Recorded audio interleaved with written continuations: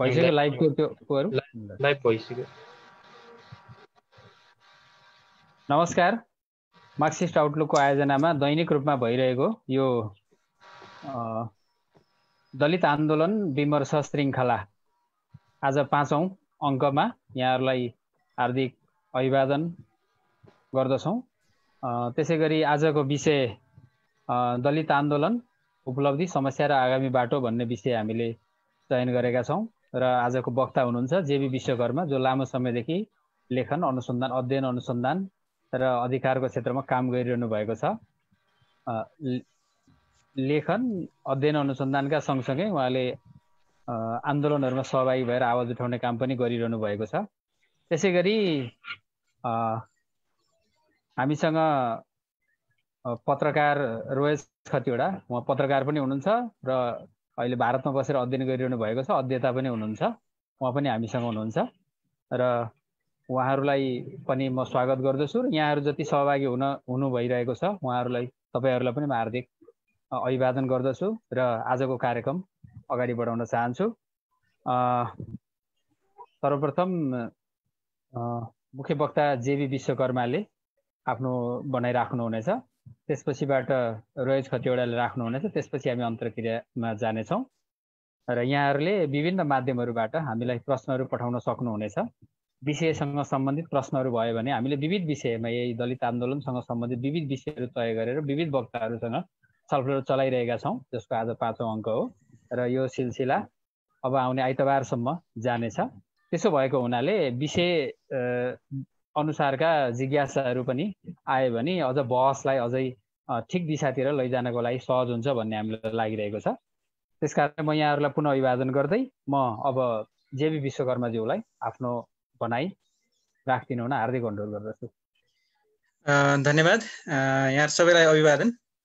आजको विषय मूलभूत रूपमा नेपालको दलित आन्दोलन, यसले अहिलेसम्म प्राप्त गरेको उपलब्धि, यसका समस्याहरू र आगामी बाटो के हुन्छ भन्ने विषयमा केही कुराहरू मलाई लागेका केही कुराहरू तपाईँहरू समक्ष राख्छु। त्यसपछि हामी यो विषयमा केन्द्रित रहेर थप छलफल गर्न सक्छौँ भन्ने लाग्छ। नेपालको मात्रै नभएर खास गरी दलितहरूको मुद्दा चाहिँ सिङ्गो दक्षिण एसियाको समस्या थियो र अहिले यो बसाइसराईको क्रम सँगसँगै दलितहरूको समस्या चाहिँ खालि दक्षिण एसियाको मात्रै समस्या नभएर युरोप, अमेरिका र अन्य देशहरूको पनि समस्या भएको छ। जस्तो दोस्रो विश्वयुद्ध पछाडि बर्मामा बसेका नेपालीहरू वा थाइल्यान्ड पुगेका नेपालीहरू, भुटानमा पुगेका नेपालीहरू लगायत निकै ठुलो जनसङ्ख्या विश्वभरि छरिरहेका जनसङ्ख्याको सवाल सरकारको विषयवस्तु हो। तथ्याङ्कगत रूपमै हेर्ने हो भने करिब 22 करोड जनसङ्ख्या चाहिँ दलित समुदायको रूपमा रहेको छ र यो समग्रतामा निकै ठुलो समस्या वा समाजको लागि अध्ययन गर्नै पर्ने, छलफल गर्नै पर्ने, बहस गर्नै पर्ने विषयवस्तु हो भन्ने मलाई लाग्छ। समग्रमा दलित आन्दोलनको कुरा गर्दा म अलिकति नेपालको विषयवस्तुमा केन्द्रित भएर कुरा गर्न चाहन्छु कि नेपालमा दलित आन्दोलन मूलभूत रूपमा दुईवटा कोणबाट भएको देखिन्छ।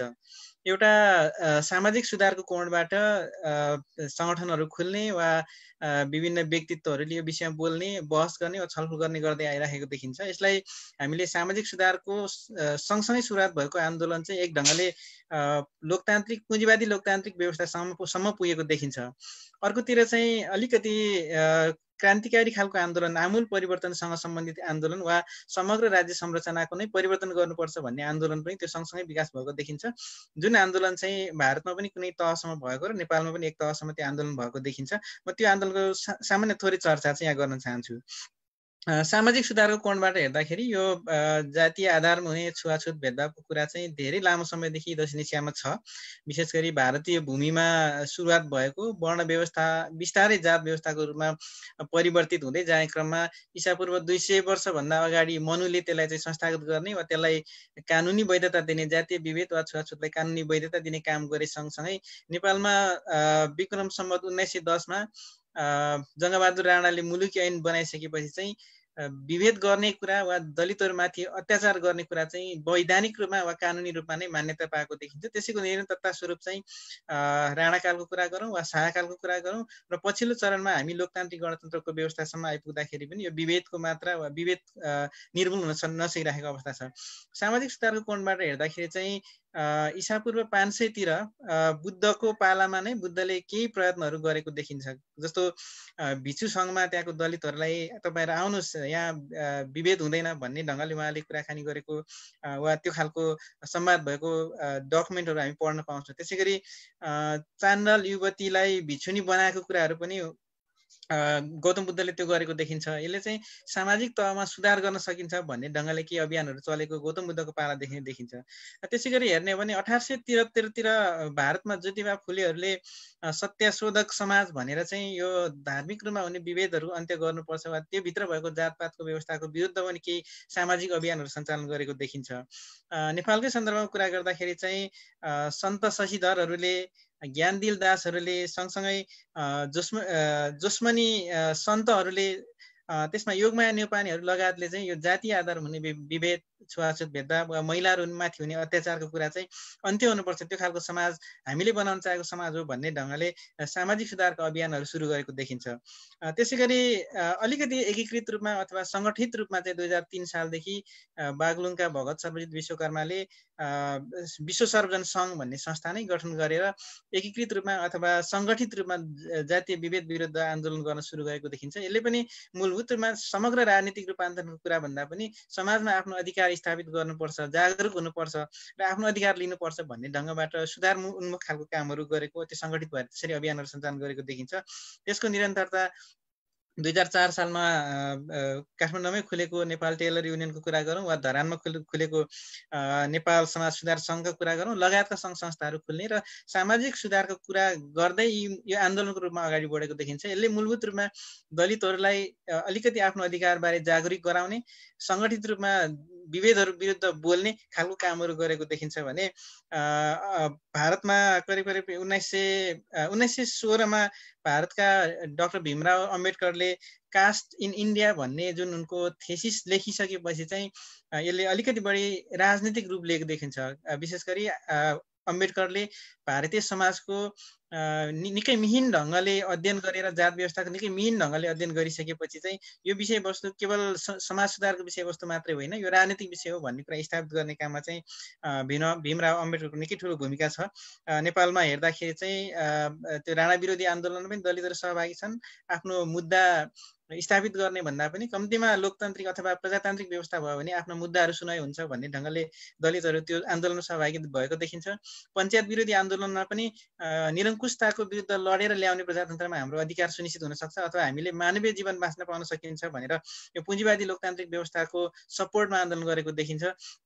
त्यसै गरी 2046 सालको परिवर्तन भइसके पछाडि चाहिँ नेपालमा दुईवटै धारको आन्दोलन सँगसँगै गएको देखिन्छ। त्यो भन्नुको मतलब संसदीय पुँजीवादी व्यवस्थाबाट पनि केही रूपान्तरण हुन सक्छ भन्ने खालको लागेको राजनीतिक दल निकट दलित सङ्गठनहरू त्यो व्यवस्थामा नै आफ्नो अधिकार खोज्ने प्रयत्न गरेको देखिन्छ भने अलिकति क्रान्तिकारी रूपान्तरण हुनुपर्छ अथवा आमूल परिवर्तन हुनुपर्छ भन्ने पक्षको एउटा ठुलो हिस्सा त्यो चाहिँ नेपालमा भएको 10 वर्षीय जनयुद्धमा सामेल भएर माओवादी आन्दोलनमा सशक्त ढङ्गले लागेको देखिन्छ। यो क्रान्तिकारी आन्दोलनको कुरा गर्दाखेरि चाहिँ खास गरी भारतको अलिकति थोरै सन्दर्भ म यहाँ जोड्न चाहन्छु कि 19औं शताब्दीतिर चाहिँ केरलामा खास गरी दलित महिलाहरूले आफूले घर बाहिर निस्किँदाखेरि स्तन ढाक्यो भनेदेखि त्यसको कर तिर्नुपर्ने एकदमै क्रूर खालको व्यवस्था थियो।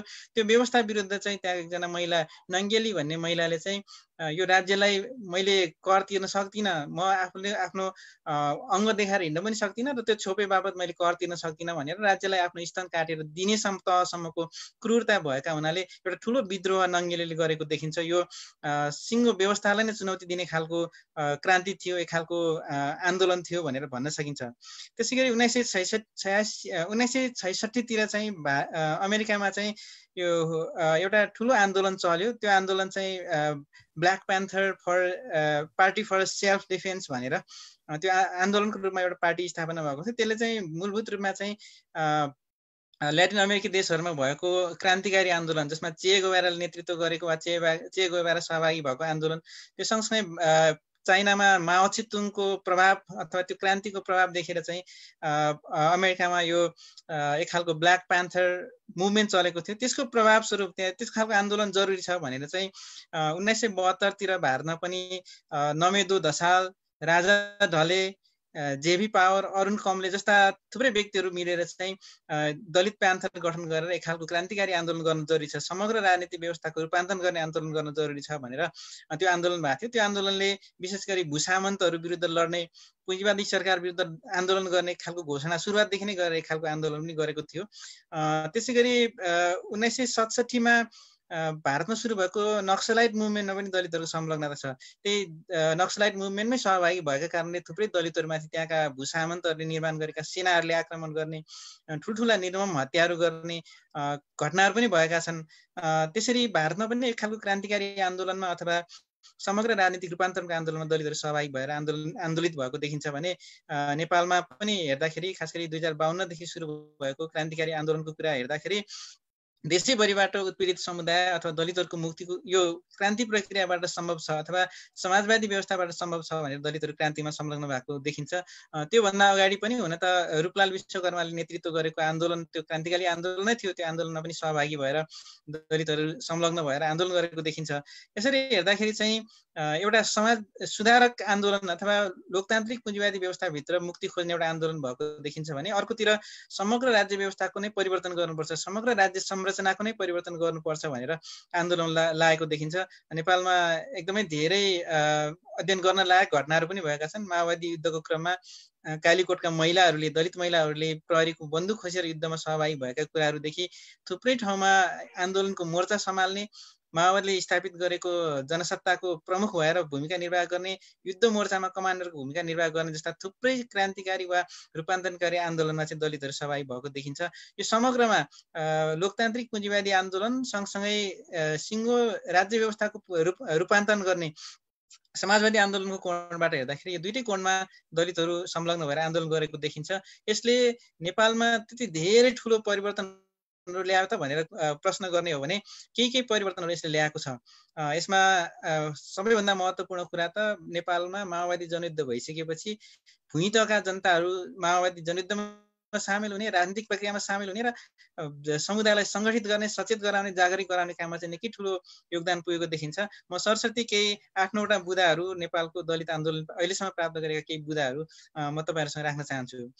पहिलो कुरा चाहिँ नेपालको दलित आन्दोलनलाई यो राजनीतिक मुद्दाको रूपमा स्थापित भएको छ। यो आन्दोलनको कोणबाट हेर्दाखेरि एउटा उपलब्धि मान्न सकिन्छ, किनभने भारतमा अहिले पनि दलित भन्ने शब्दावलीलाई नै प्रयोग गर्ने राजनीतिक दलहरू छैनन्। उनीहरू शेड्युल कास्ट भनेर त्यहाँको सत्ताले जसरी व्याख्या गर्छ त्यही सरकारी शब्दावली नै प्रयोग गर्नुपर्ने अवस्था छ। तर नेपालमा चाहिँ राजनीतिक रूपले, संवैधानिक रूपले दलितहरू एउटा शक्ति हो भन्ने कुरा चाहिँ स्थापित भएको छ। त्यो एउटा महत्त्वपूर्ण पार्ट हो भन्ने लाग्छ।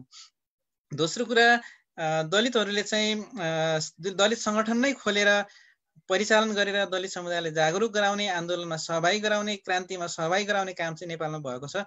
जुन कुरा दक्षिण एसियाका अरू देशहरूमा हेर्दाखेरि त्यो तहमा भएको देखिँदैन। अरू देशहरूमा जस्तो भारतमा भारतीय कम्युनिस्ट पार्टी माओवादीसँग पनि केही दलितहरू छन्, अन्य कम्युनिस्ट पार्टीसँग पनि आबद्ध भएको दलितहरू छन्। अहिले संसदमै प्रतिनिधित्व गर्ने अथवा भारतीय जनता पार्टीदेखि भारतीय कङ्ग्रेस पार्टीमा पनि दलितहरूको संलग्नता छ।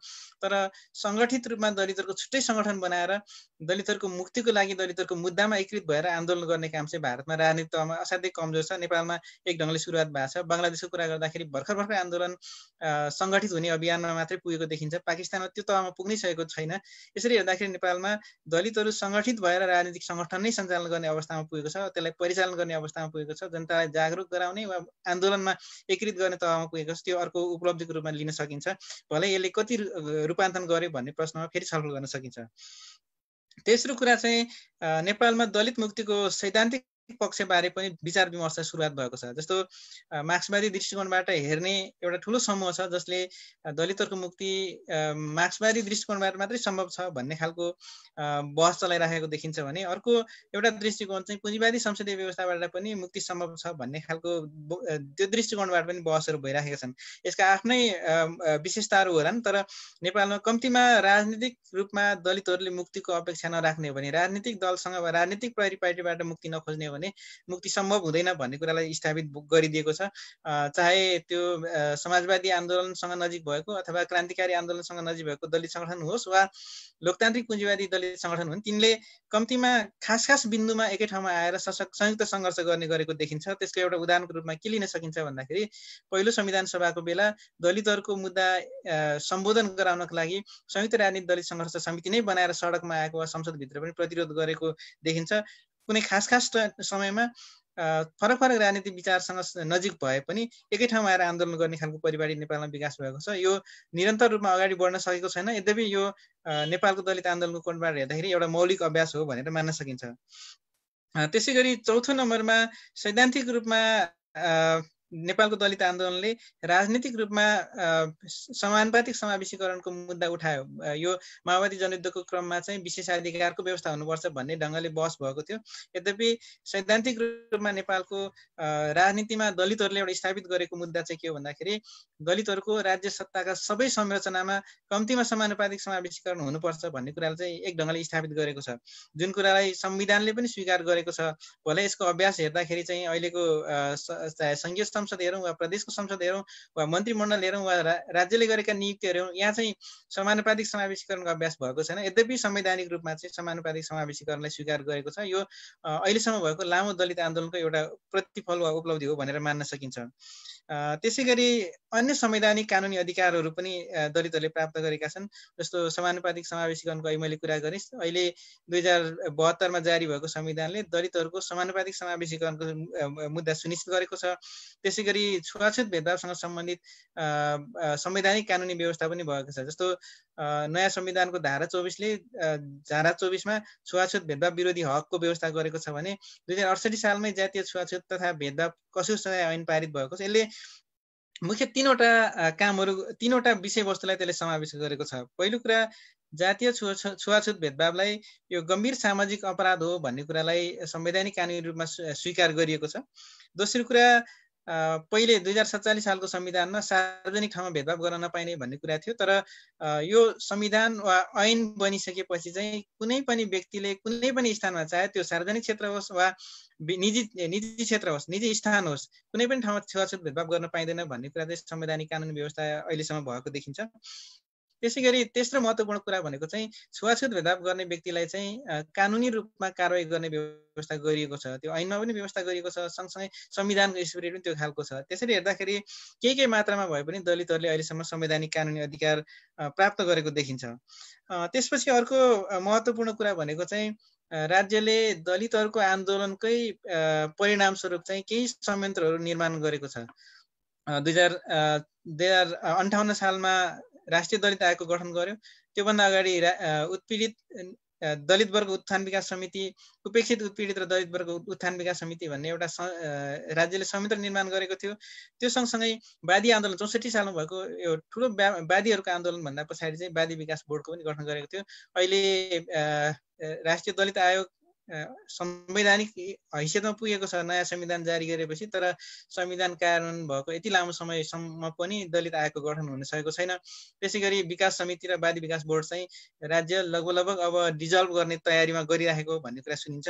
यसले चाहिँ के संविधानले वा कानुनले वा राज्यले एक खालको प्रेसर फिल गरेर दलितहरूको समस्या सरोकार सम्बोधन गर्नको लागि केही निकायहरू गठन गरेको भए पनि त्यसले प्रभावकारी काम गर्न सकेको छैन। यद्यपि संरचना आफै निर्माण गर्ने कुरा पनि एउटा हदसम्म पोजिटिभ थियो भनेर लिन सकिन्छ। त्यसपछि अर्को कुरा चाहिँ अहिलेसम्म दलित आन्दोलनले प्राप्त गरेको अर्को महत्त्वपूर्ण कुरा के पनि हो जस्तो लाग्छ भने लामो समयसम्म नेपालमा धेरै बौद्धिक व्यक्तित्वहरू छन्। जस्तो समाजशास्त्रको कुरा गरौँ, इतिहासको कुरा गरौँ वा राजनीति शास्त्रको कुरा गरौँ वा समाजका अन्य अवयवको कुरा गर्दाखेरि चाहिँ दलितहरूको विषयमा खासै चर्चा बहसको विषयवस्तु बन्दैन थियो। र पछिल्लो चरणमा बिस्तारै एउटा बौद्धिक जमात, एउटा प्राज्ञिक जमात, सँगसँगै अलिकति आलोचनात्मक चेत राख्ने, समाजको रूपान्तरणलाई आफ्नो भूमिका खोज्ने एउटा समाज चाहिँ बिस्तार गैर दलित समुदायबाट तयार भएको छ।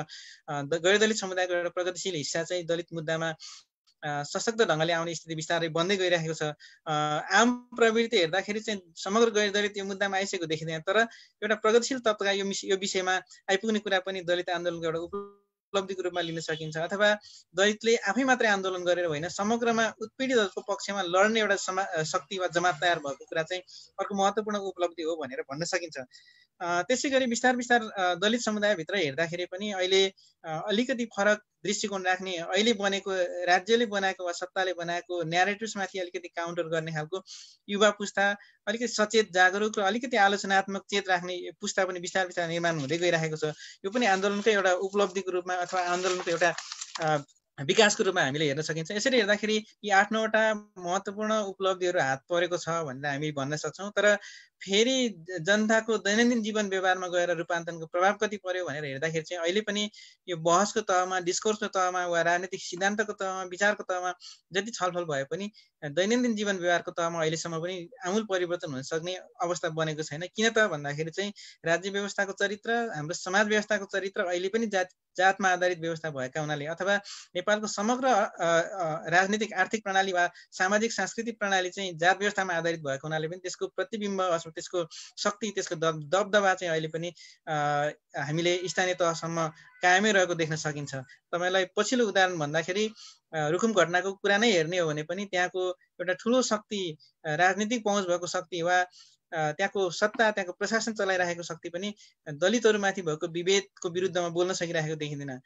विगतमा माओवादी आन्दोलनको नेतृत्व गरेको नेताहरू पनि त्यो विषयमा आफ्नो विचार व्यक्त गर्न सकिरहेको देखिँदैन, न्यायको पक्षमा बोल्न सकिरहेको देखिँदैन। यो किन त भन्दाखेरि चाहिँ जुन बेला सिद्धान्तलाई, राजनीतिलाई जातले गाइड गर्न सुरु गर्छ वा जात व्यवस्था त्यसमा डोमिनेन्ट भएर आउँछ, त्यो बेला चाहिँ क्रान्तिकारी भनेका शक्तिहरू पनि जातीय आधारमा हेर्दाखेरि प्रतिक्रान्तिको नेतृत्व गर्न पुग्दो रहेछन् भन्ने थुप्रै उदाहरण छन्। मैले यति भनिसकेपछि दलित आन्दोलनभित्र भएका केही समस्याहरूको कुरा पनि म तपाईँहरूसँग राख्न चाहन्छु। राज्य व्यवस्थाको चरित्र अघि मैले भने नेपाल सामन्तवादी उत्पादन प्रणाली अथवा सामन्तवादी राजनीतिक प्रणालीबाट अहिले बिस्तारै पुँजीवादी लोकतान्त्रिक व्यवस्थातिर गइरहेको छ। यो पुँजीवादी लोकतान्त्रिक व्यवस्थातिर जाँदाखेरि चाहिँ दलित आन्दोलनभित्र कस्तो खालको रणनीतिक योजना बनाउने त भन्ने विषयमा चाहिँ अहिले बहस, चर्चा वा छलफल छ। म किन पनि जोड्न चाहिरहेको छु भन्दाखेरि निरङ्कुशता विरुद्ध लड्ने पञ्चायती व्यवस्था विरुद्ध दलितले जुन खालको रणनीति अपनायो वा 2046 सालभन्दा पछाडि जुन खालको रणनीति अपनायो, अहिले हामी पुँजीवादी लोकतान्त्रिक व्यवस्थातिर पुग्दाखेरि दलित आन्दोलनले निर्माण गर्नुपर्ने वा लिनुपर्ने रणनीति पनि फरक हुन सक्छ। त्यसकारणले सोही अनुसारको रणनीति वा कार्यदिशा अवलम्बन गरेर दलित आन्दोलन अगाडि जानुपर्ने हुन्थ्यो। त्यो विषयमा अहिले दलित आन्दोलनले समग्रतामा एउटै रणनीति बनाउन सकिरहेको अवस्था छैन। यो विषय बहसमा छ, छलफलमा छ, यद्यपि यसले एउटा निर्कोल निकाल्ने अवस्थामा पुगिसकेको छैन। त्यो एउटा वैचारिक हिसाबले वा दृष्टिकोणको हिसाबले हेर्ने हो भने त्यहाँ अलिकति केही अस्पष्टताहरू छन्, समस्याहरू छन्, जुन कुरालाई चिरेर जानुपर्ने अहिलेको आवश्यकता छ। अर्को कुरा चाहिँ समग्र राजनीतिक व्यवस्थालाई हेर्दाखेरि चाहिँ राजनीतिक दल मुख्य हुने वा राजनीतिक दल भएको व्यवस्थामा सबैभन्दा बढी जिम्मेवार वा सबैभन्दा बढी निर्णायक भनेको चाहिँ राजनीतिक दलहरू नै हुँदो रहेछन्। तर राजनीतिक दलहरूको संरचना हेर्ने हो भने वा राजनीतिक दलहरूले लिएको नीति वा कार्यक्रम हेर्ने हो भने वा तिनीहरूले लिएको रणनीति हेर्ने हो भने नेपालमा दलित आन्दोलनले राजनीतिक आन्दोलनलाई ठिक ढङ्गले राजनीतिक आन्दोलनले वा राजनीतिक पार्टीहरूले दलित मुद्दालाई ठिक ढङ्गले बुझ्न सकेको देखिँदैन।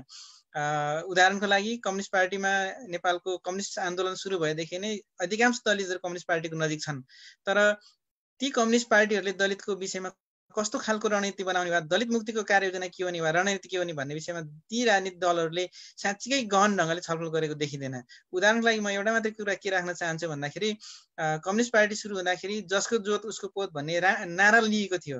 त्यसमा सबैभन्दा बढी भूमिहीन भनेको दलितहरू थिए, सबैभन्दा बढी उत्पीडित वा बधुवा श्रम सम्बन्धमा दलितहरू थिए।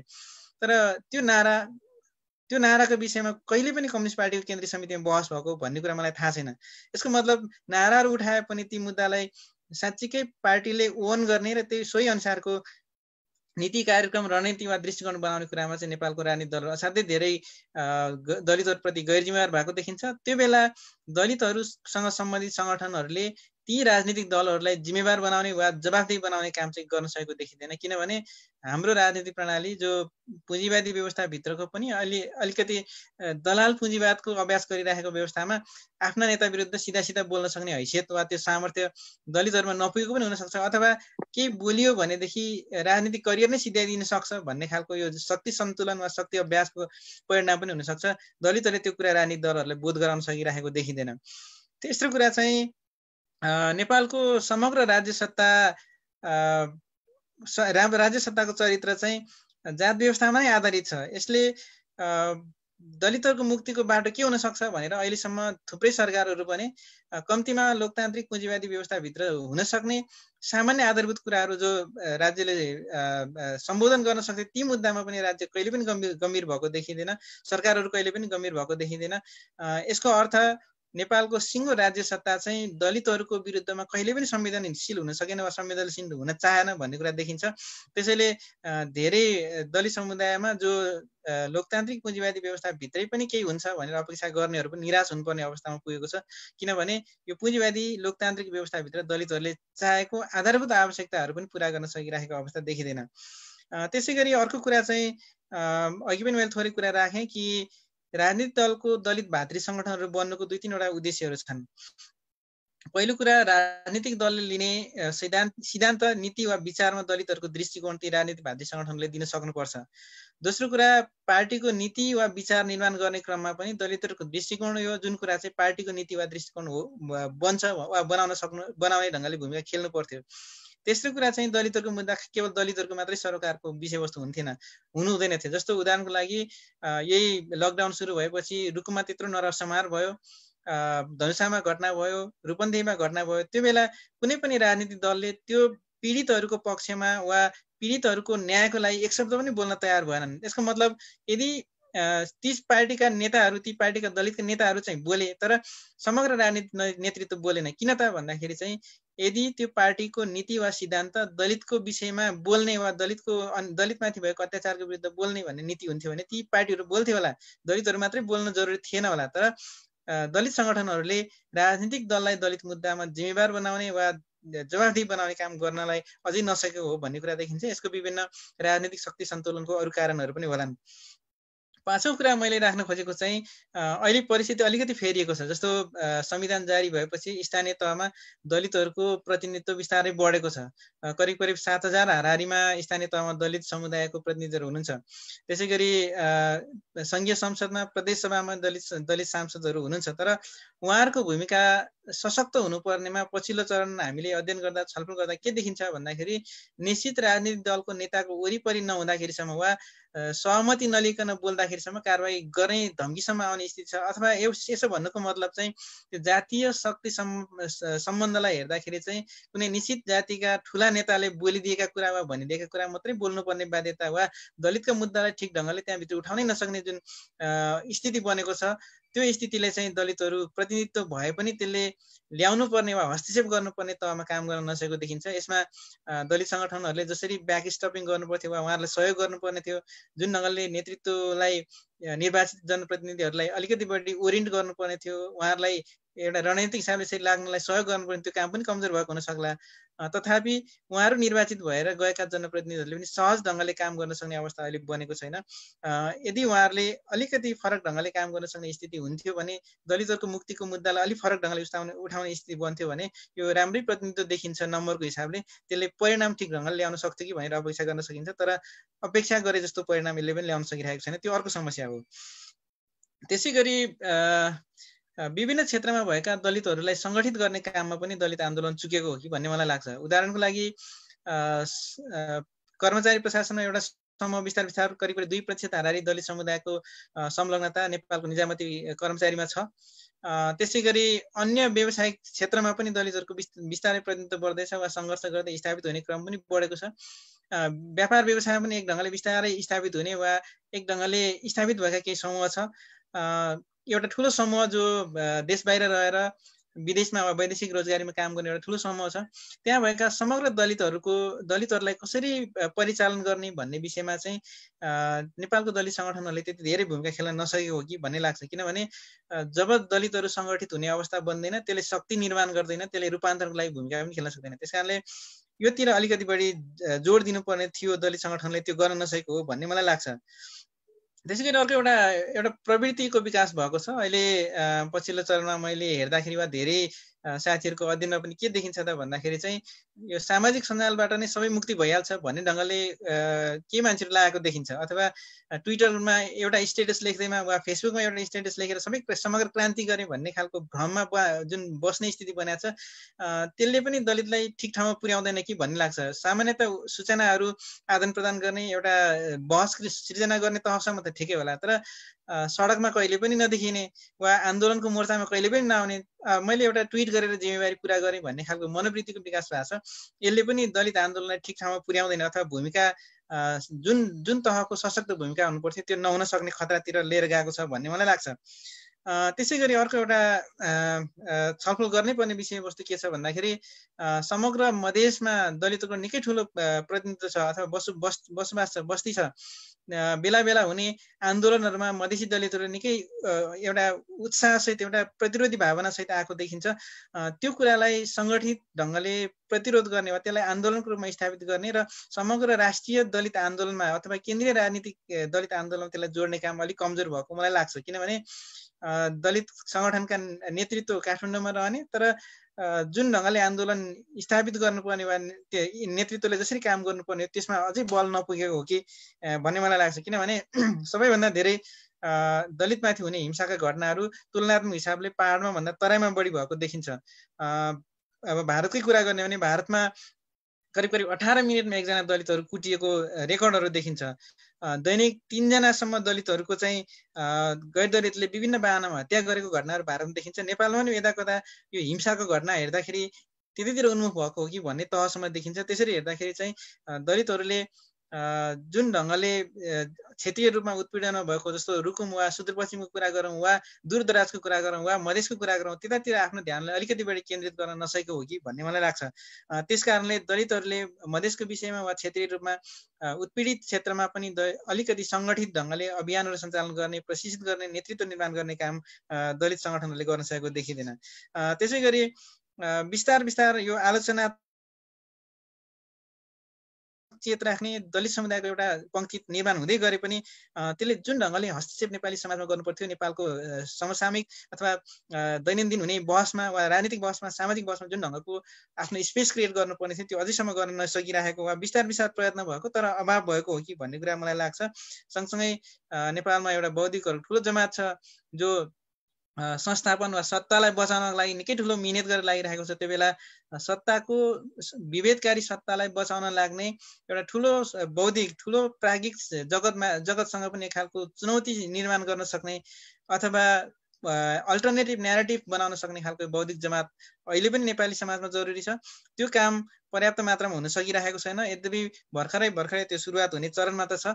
यसरी हेर्दाखेरि चाहिँ सिङ्गो राष्ट्रिय तहमा एउटा न्यारेटिभ्स क्रिएट गर्ने, न्यारेटिभ्स बनाउने, अल्टरनेटिभ डिस्कोर्स सुरु गर्ने तहमा नेपालको बौद्धिक जगत वा प्राज्ञिक जगत अझैसम्म पुगिन सकेको हो कि भन्ने मलाई लाग्छ। यसरी हेर्दाखेरि यी 9-10वटा समस्याहरू दलित आन्दोलनमा अहिले पनि देखिन्छ। म अन्तिममा 2वटा कुरा राखेर मेरो कुरा टुङ्ग्याउँछु। त्यसो भने अब के गर्ने त भन्ने विषयमा मलाई अहिले पछि छलफलमा थुप्रै कुराहरू गर्न सकिएला। मलाई लागेको चाहिँ एउटा अहिले भइरहेको पुँजीवादी लोकतान्त्रिक व्यवस्थाभित्र दलितहरूले प्राप्त गर्न सक्ने कुरा के छन्, ती कुरालाई अधिकतम उपयोग गर्न प्रयत्न गर्ने। त्यो दलित समुदायको दैनिक जीवन व्यवहारमा आवश्यक पर्ने आधारभूत कुराहरू जति उपभोग गर्न सकिन्छ, त्यो संविधानले दिएको कुरा होला, त्यो कानुनले दिएको कुरा होला, वा त्यो नीतिले वा कार्यक्रमले दिएको कुरा होला, त्यसलाई अधिकतम रूपमा प्रयोग गर्नुपर्छ र यहाँभित्रै रूपान्तरण गर्न सक्ने ठाउँहरू, स्पेसहरू छ भने त्यसलाई पनि रूपान्तरण गरेर दलितले प्राप्त गर्न सक्ने अधिकार प्रयोग गर्नुपर्छ। एक तर दीर्घकालीन रूपमा हेर्ने हो भनेदेखि चाहिँ जुन बेलासम्म जात व्यवस्थामा आधारित अर्थ राजनीतिक प्रणाली जीवित रहन्छ त्यो बेलासम्म दलितहरूले समग्रमा मुक्ति पाउने अवस्था देखिँदैन।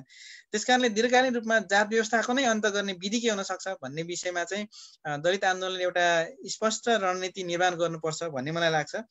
जहाँ चाहिँ जातका आधारमा कुनै निश्चित पार्टीको नेतृत्वमा जातकै आधारमा नेतृत्वमा पुगिराख्ने पद्धति अहिले छ। कर्मचारी प्रशासन हेर्यो भने अधिकांश अलमोस्ट 90% कर्मचारी प्रशासनको नेतृत्व वा त्यो जिम्मेवारीमा भएको व्यक्तित्वहरू चाहिँ एउटा निश्चित जाति वा खलकको मान्छेहरू मात्रै रहने खालको अवस्था छ। अब यसरी हेर्दाखेरि समग्र राज्य प्रणाली नै एउटा निश्चित जातमा रहने वा जातीय आधारमा राज्य स्थापित हुने वा राज्य शक्तिको प्रयोग गर्न पाउने अवस्थाको अन्त्य नहुँदाखेरिसम्म चाहिँ समग्रमा दलितहरूको मुक्ति हुने सम्भावना कम छ। त्यसकारणले जात व्यवस्थालाई अन्त्य गर्ने र कम्तीमा न्यायको अनुभूति गर्ने तहमा पुगेको एउटा समाजवादी राज्य व्यवस्था निर्माण गर्ने दिशातिर अगाडि बढ्ने हो भने वा त्यो खालको दीर्घकालीन रणनीति लिएर दलित आन्दोलन अगाडि बढ्ने हो भने दलितहरूको मुक्तिको एउटा यात्रा एउटा दृष्टिकोणसहित अगाडि बढ्न सक्ने अवस्था म देख्छु।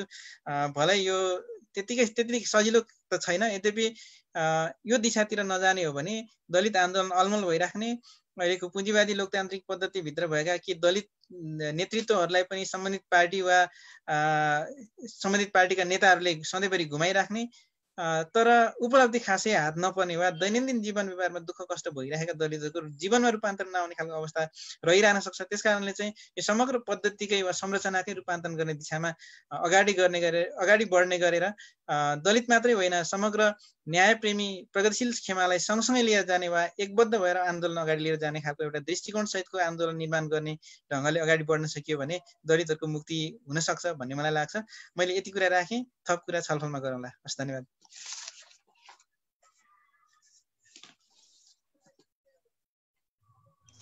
धन्यवाद जेबी विश्वकर्माज्यूलाई, आफ्नो महत्त्वपूर्ण भनाइ राख्नुभयो।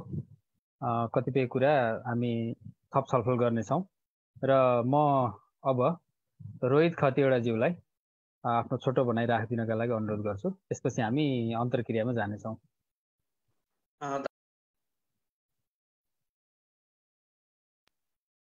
धन्यवाद।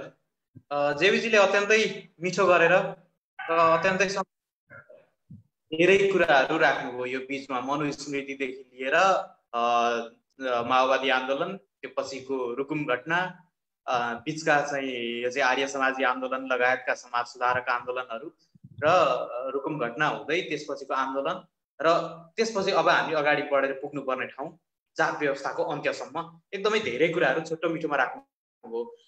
म मूलत यो छलफल चाहिँ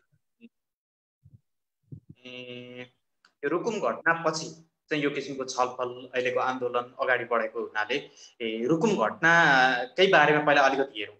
रुकुम घटना एउटा यस्तो घटना थियो जहाँ 6 जना युवाहरूलाई, त्यो उमेरका युवाहरूलाई सिङ्गो गाउँ धुरिएर कुटेर हैन, त्यो चाहिँ त्यसरी चाहिँ खोलामा फालेर माथि एउटा दर्दनाक, एउटा कल्पना गर्दा पनि आङजिरिङ्ग हुने खालको त्यो घटना थियो हैन।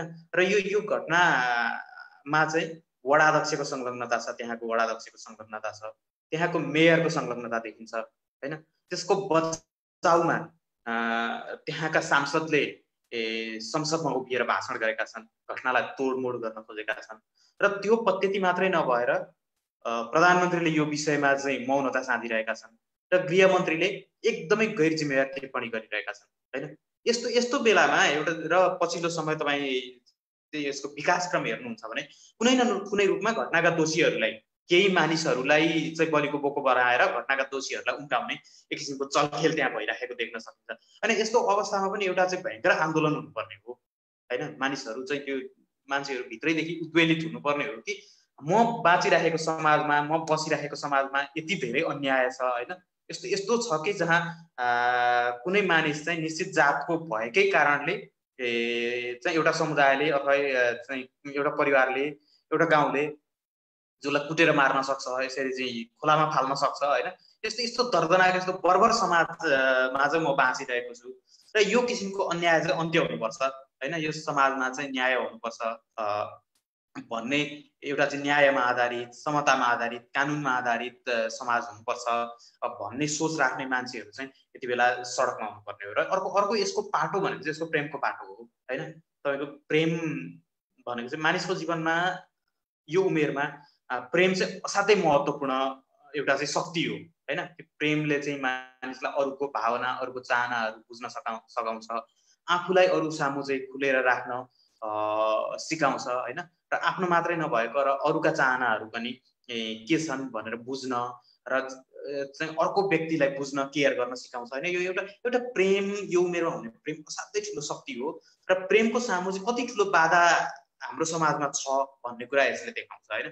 जब मानिसको पहिलो प्रेम हैन अथवा चाहिँ त्यो उमेरमा, युवा उमेरमा हुने प्रेम असफल हुन्छ, त्यसले एउटा व्यक्तिमा भएको प्रतिभालाई, उसको क्षमतालाई र जीवनमा उसले लिने बाटोलाई चाहिँ धेरै हिसाबमा त्यो प्रेम असफल हुँदा नकारात्मक असर पर्छ र हामी कहाँ चाहिँ कस्तो भने प्रेम भइहाल्छ होइन।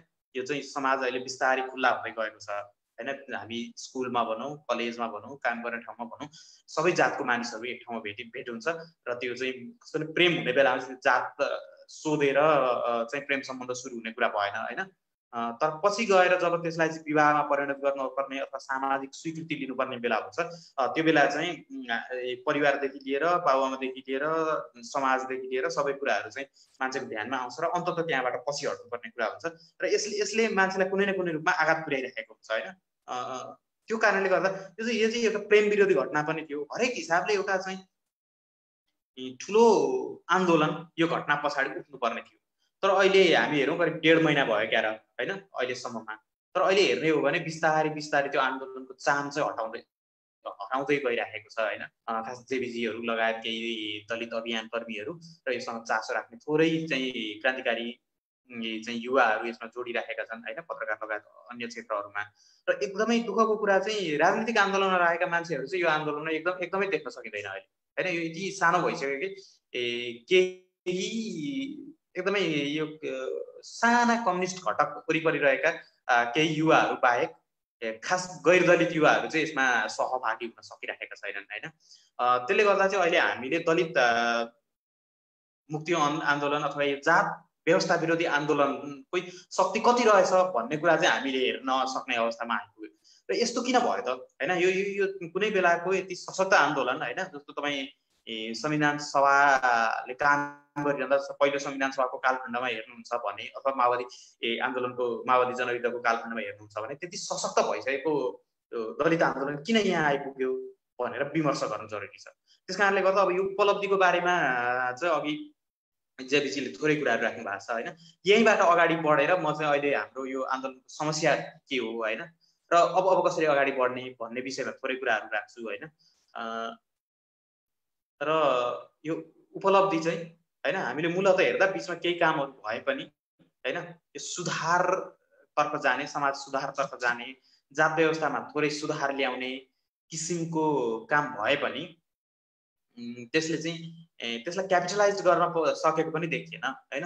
सिङ्गो जात व्यवस्थालाई फाल्ने आन्दोलनमा त्यसलाई जोड्न सक्ने स्थिति पनि देखिएन। र त्यो सबै उपलब्धि चाहिँ अहिले कहाँ आएर टुङ्ग्यो भने गाउँपालिका केही दलित समूहका केही व्यक्तिहरू चाहिँ सांसद हुने होइन, मन लाग्यो पार्टी असाध्यै उदार भयो भने मन्त्री हुने होइन, र त्यसपछि अर्को चाहिँ यो चाहिँ नभए एकदमै ठुलो उपलब्धि भनेको चाहिँ वडामा महिला सदस्य, एकजना दलित महिला सदस्य चाहिँ वडा सदस्य हुने।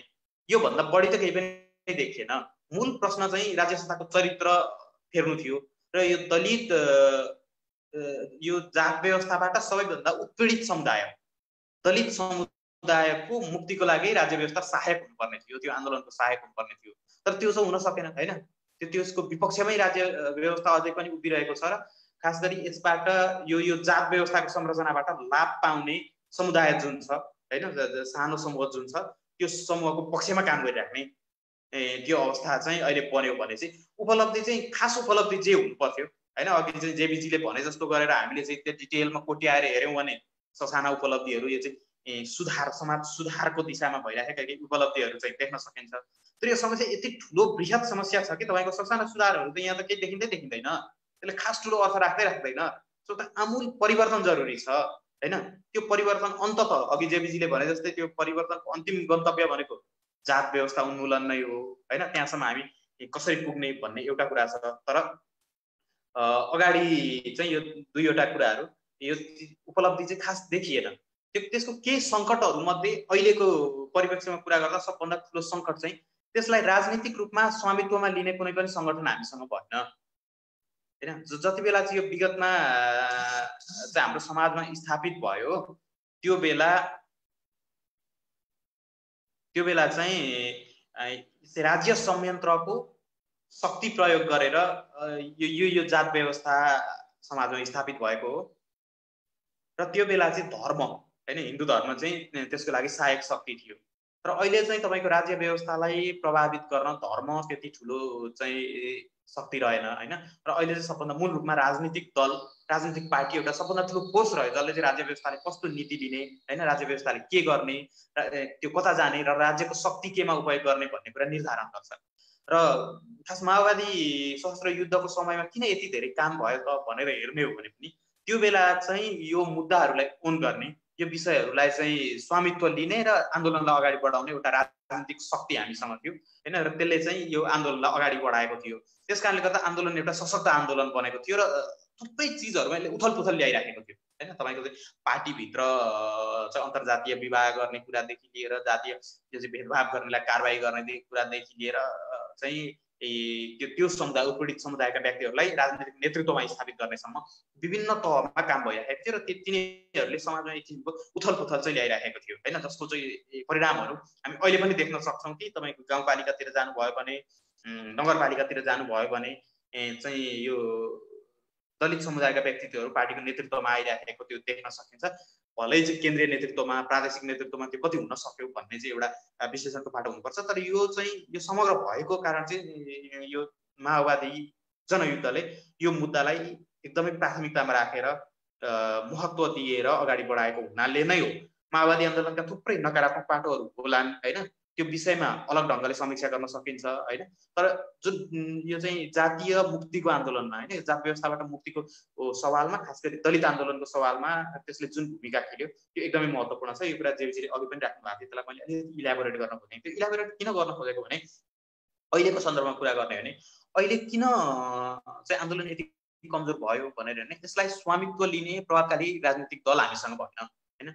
र जति हाम्रो समाजको एउटा क्रान्तिकारी समूह छ, जनसमुदाय छ, त्यो चाहिँ दलित भित्र वा दलित समुदाय बाहिर गैर दलित समुदायमा, त्यसको ठुलो हिस्सा चाहिँ अहिलेको सरकारमा रहेको नेकपासँग जोडिएको छ। यो एकदमै स्वाभाविक छ किनभने त्यहाँ चाहिँ एउटा घटक आजसम्म चाहिँ क्रान्तिलाई, परिवर्तनलाई हाँकेर आएको र दलित समुदायले सबभन्दा बढी पसिना बगाएको, रगत पसिना बगाएको र अपेक्षा पनि गरेको चाहिँ माओवादीको सबभन्दा ठुलो घटक त्यहाँ गएर मिसिन पुग्यो। त्यो कारणले गर्दा एउटा ठुलो समुदाय त्यहाँ भित्र छँदै थियो। अर्को चाहिँ त्योभन्दा अगाडि माओवादी आन्दोलन त्यसरी आउनुभन्दा अगाडि चाहिँ समाजको क्रान्तिकारी, त्यसरी राजनीतिक क्रान्तिकारी अभियानलाई नेतृत्व गरेको एमाले त्यो घटक त्यहाँ थियो र त्यहाँ पनि अझै एउटा चाहिँ ठुलो समुदायमा, ठुलो सङ्ख्यामा क्रान्तिकारी समूह त्यसमा आबद्ध, क्रान्तिकारी हुन सक्ने, क्रान्तिकारी कदम उठाउन सक्ने समुदाय चाहिँ त्यहाँ आबद्ध छ र राजनीतिक हिसाबले प्रशिक्षित समूह चाहिँ त्यो पार्टीमा आबद्ध छ। तर दुःखको कुरा के भयो भने त्यो पार्टी जब शक्तिमा पुग्यो, सत्तामा पुग्यो, उसले त्यो आफ्नो क्रान्तिकारितालाई चाहिँ कायम राख्न सकेन र दलितहरूको पक्षमा जसरी अरू विभिन्न पक्षमा पनि काम गर्न सकेन, त्यो आफ्नो ठाउँमा छ है। र अहिले हामीले छलफल गरिरहेको दलितहरूको सन्दर्भमा चाहिँ नेकपाले जसरी काम गर्नुपर्ने थियो अथवा काम गर्छ भन्ने अपेक्षा थियो त्यो ढङ्गले काम गर्न सकेन र अन्ततः रुकुम आन्दोलन, रुकुम घटनासम्म आइपुग्दा चाहिँ त्यो जात व्यवस्थाको संरक्षकको रूपमा देखा पर्यो। त्यो चाहिँ प्रत्यक्ष त छैन हैन, हामी जात व्यवस्था संरक्षण गर्ने हो भनेर त भनेको छैन, शब्दमा त उनीहरू चाहिँ अझै पनि त्यो सामान्य सुधार, अघि जेबीजीले यसलाई चाहिँ पुँजीवादी व्यवस्थाभित्रैकै सुधार भनेर भन्दै हुनुहुन्थ्यो, यो चाहिँ सामान्य सुधारको तर्फमा छौँ भनेर उहाँहरूले प्रतिबद्धता देखाइरहनु भएको छ हैन। तर उहाँहरूको भूमिका चाहिँ के भयो भने स्वाभाविक हिसाबले गैर दलित समुदायहरूको चाहिँ यो सोसल क्यापिटल, पोलिटिकल क्यापिटल बलियो हुन्छ र उनीहरूले चाहिँ राज्यको संयन्त्रहरूलाई, राज्यको शक्तिलाई आफ्नो पक्षमा प्रयोग गर्न सक्छन् र दलितहरूमा चाहिँ त्यो एक्सेस कम छ किनभने राज्य सत्तामा दलितको प्रतिनिधित्व नै कम छ, एक्सेस कम छ। त्यस कारणले गर्दा अहिले त्यो सोसल क्यापिटललाई प्रयोग गरेर यो घटनामा भएका चाहिँ दोषीहरूलाई जोगाउने र आन्दोलनलाई निस्तेज गर्ने काममा जसरी उनीहरू लागे त्यसमा चाहिँ नेकपाले साथ दियो। भनेको अर्थ के हो भने कुनै न कुनै रूपमा यो चाहिँ दलित मुक्तिको आन्दोलनको विपक्षमा र समग्रमा हैन, दलित मुक्तिको आन्दोलनको विपक्षमा उभिनु भनेको चाहिँ समग्रमा जात व्यवस्था विरोधी आन्दोलनको पक्षमा उभिनु नै हो हैन। त्यो कारणले गर्दा यो चाहिँ नेकपाको पाटो नै त्यता भयो र जति त्यो क्रान्तिकारी कार्यकर्ताहरू थिए उनीहरू चाहिँ नेतृत्वको आदेश के आउँछ भनेर पर्खेर बसिरहेका थिए।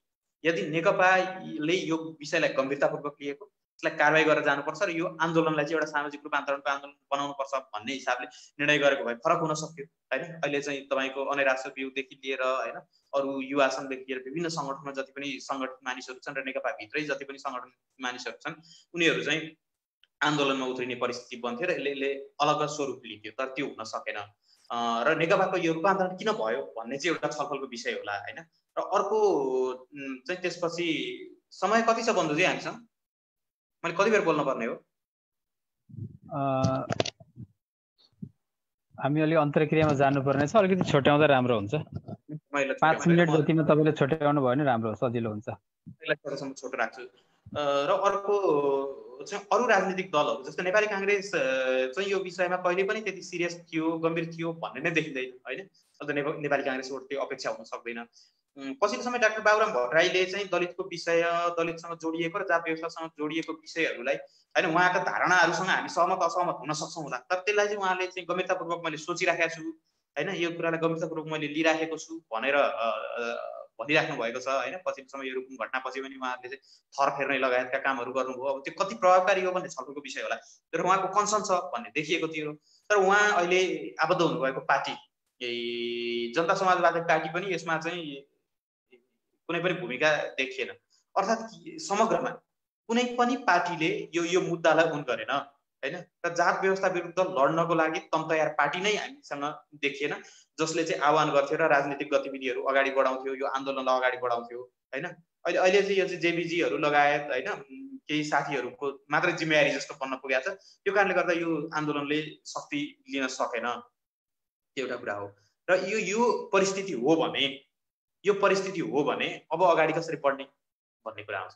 अगाडि चाहिँ तीन चरणमा बढ्नुपर्छ भन्ने मलाई लाग्छ। एउटा चाहिँ हामीले रुकुम घटना, रूपन्देही घटना, जनकपुर घटना र पछिल्लो समयमा भएका जति घटनाहरू छन् ती घटनाहरूलाई केन्द्रमा राखेर ती घटनाका दोषीहरूलाई कानुन बमोजिम, अहिले भएको कानुन बमोजिम जसरी पनि कारबाही गराइ छाड्ने होइन। यो चाहिँ कस्तो, किनभने यो चाहिँ जब तपाईँको राज्य संयन्त्र सरकारदेखि लिएर अदालतसम्म चाहिँ यो जात व्यवस्थामा आधारित भएर बनेको छ भने यसले यो घटनाको गम्भीरतालाई गम्भीर रूपमा पनि लिँदैन र यसमा जुन ढङ्गले न्याय सम्पादन गर्नुपर्ने हो त्यो चाहिँ ठुलो आन्दोलनको आँधीबेहरी तपाईँले सिर्जना नगरेसम्म त्यो पनि गर्दैन। पहिलो चरणमा सबभन्दा चाहिँ अल्पकालीन कार्यक्रम यही हुनु पर्यो। यसलाई कसरी गर्न सकिन्छ होइन, त्यो चाहिँ यी तमाम पार्टीहरू चाहिँ यो विषयमा नजोडिँदा कसरी गर्न सकिन्छ। अथवा केही पार्टीहरू जोडिन सक्छन् कि होइन, जस्तो अहिले प्रतिपक्षमा रहेको कङ्ग्रेस यसमा जोडिन सक्छ कि, त्यस्तै गरेर जनता समाजवादी पार्टी यसमा जोडिन सक्छ कि, त्यो विषयमा छलफल चलाउनु जरुरी छ। र यो किसिमको आन्दोलन अगाडि जानु छ 1 नम्बरमा। 2 नम्बरमा चाहिँ यसको केही दीर्घकालीन कार्यक्रमहरू हामीसँग हुनु जरुरी छ होइन। र तर त्यसलाई अगाडि बढाउन फेरि हामीसँग कुनै न कुनै राजनीतिक शक्ति जरुरी छ। त्यो भनेको के हो भने जस्तो न्यायमा दलितहरूको पहुँच कसरी बढाउने होइन। जस्तो अहिले चाहिँ रुकुम घटनामा अथवा चाहिँ धनुषाको घटनामा अथवा चाहिँ केही समय अगाडि भएको अजित मिजारको घटनामा अथवा चाहिँ झापाको किरण कार्की टोलीको घटनामा यो कसरी अगाडि बढ्ने भन्ने चाहिँ किन यस्तो भयो भन्दा न्यायमा दलितहरूको पहुँच कम छ, राज्य सत्ताका संयन्त्रहरूमा दलितहरूको पहुँच कमजोर छ र जो चाहिँ दलितहरूको प्रतिनिधिको रूपमा चाहिँ संसदमा पुगेका छन् उनीहरूले काम गर्न सकिरहेका छैनन्। उनीहरूले आफ्नो कुरा चाहिँ स्वतन्त्र हिसाबले राख्न सक्ने परिस्थिति छैन। यो सबै कुराहरूलाई कसरी तोडेर यो कुराहरूलाई पुनर्संरचना गर्ने र यही अहिलेको व्यवस्थाभित्र, यही संरचनाभित्र यो दलितहरूमाथि हुने जस्तो न्यायको प्रश्नलाई कसरी बलियो बनाउने भन्ने अर्को छलफलको कोण हुन सक्छ। र यसमा यो चाहिँ आन्दोलन दीर्घकालीन रूपमा चाहिँ त्यता जानु जरुरी हुन्छ। तर म फेरि पनि के जोड दिन्छु भने त्यो चाहिँ एउटा बलियो राजनीतिक शक्ति बिना त्यहाँसम्म पुग्न सम्भव छैन होइन, सम्भव छैन। यो चाहिँ दोस्रो चरणको कुरा भयो। र त्यो राजनीतिक शक्ति कसरी निर्माण गर्ने भन्ने चाहिँ म अहिले भन्न सक्दिनँ, तर त्यो जरुरी छ। र तेस्रो चरणमा र अन्तिम कुरा चाहिँ के हो भने तपाईँको यो छुवाछुत मात्रै अन्त्य गरेर दलितको मुद्दा हल हुन्छ भन्ने होइन होइन। अघि जेबीजीले राख्नुभयो, अन्तत के हो भने सिङ्गो जात व्यवस्था नै अन्त्य गर्नुपर्छ होइन। तपाईँको बाहुन भइराख्ने, छेत्री भइराख्ने, तर दलित मात्रै चाहिँ दलित नहुने परिस्थिति बन्दैन नि होइन। र अर्को कुरा भनेको चाहिँ यो जात व्यवस्थाले दुवैतर्फ असर पारिराखेको छ भन्ने कुरा बुझ्न पर्यो होइन। त्यो चाहिँ दलितहरूलाई मात्रै उत्पीडित बनाइराखेको छ भन्ने होइन। जात व्यवस्थाले चाहिँ तपाईँको समुदायका अरू जस्तो हाम्रो जनजाति समुदाय, त्यस्तै गरेर नेवार समुदाय होइन, नेवार समुदाय आफैमा जातमा अत्यन्तै बाँडिएको छ, त्यो अरू समुदायहरूलाई पनि अप्ठ्यारो पारिरहेको छ। खास गरी मधेसको मुद्दासँग पनि यो कुरा जोडिन्छ भन्ने कुरा हामीले बुझ्न पर्यो। र सिङ्गो जात व्यवस्थालाई उखेलेर फाल्ने हो भने हाम्रो धेरै चिजहरू चाहिँ यहाँबाट समाधान हुन्छ, अहिले हाम्रो समाजका धेरै अन्तर्विरोधहरू समाधान हुन्छ भन्ने कुरालाई महसुस गरेर अगाडि बढ्न पर्यो। र त्यो किसिमको बृहत दृष्टिकोण भएको र त्यसको लागि राज्य सत्ताको शक्ति मजाले परिचालन गर्न सक्ने ठाउँमा हामी चाहिँ पुग्न पर्यो। त्यो कसरी जाने भन्ने छलफल गरौँला।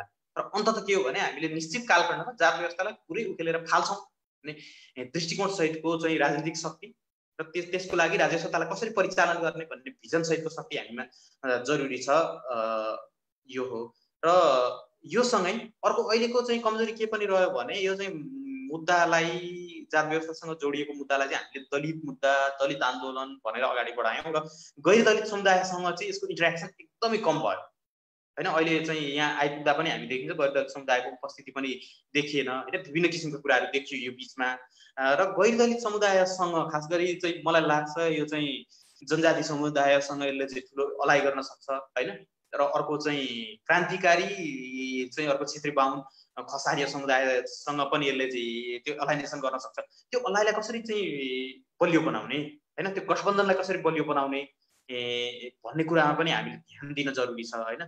र त्यसमा चाहिँ यसको अग्रसरता दलितहरूले लिने हो, जात व्यवस्था विरुद्धको आन्दोलनको अग्रसरता, किनभने यो व्यवस्थाले सबभन्दा बढी उत्पीडित गरेको चाहिँ दलित समुदायलाई नै हो।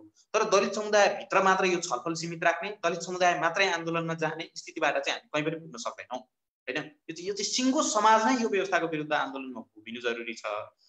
त्यसका लागि पनि हामीले अहिलेदेखि नै यो तीनै चरणको आन्दोलनमा त्यो कुरालाई कसरी गर्ने हैन, रुकुम घटनाको सन्दर्भमा गैर दलित सहकारीलाई कसरी बलियो बनाउने र आन्दोलनमा गैर दलितहरूलाई कसरी सहभागी गराउने भन्ने एउटा चरणको छलफल हुनेको।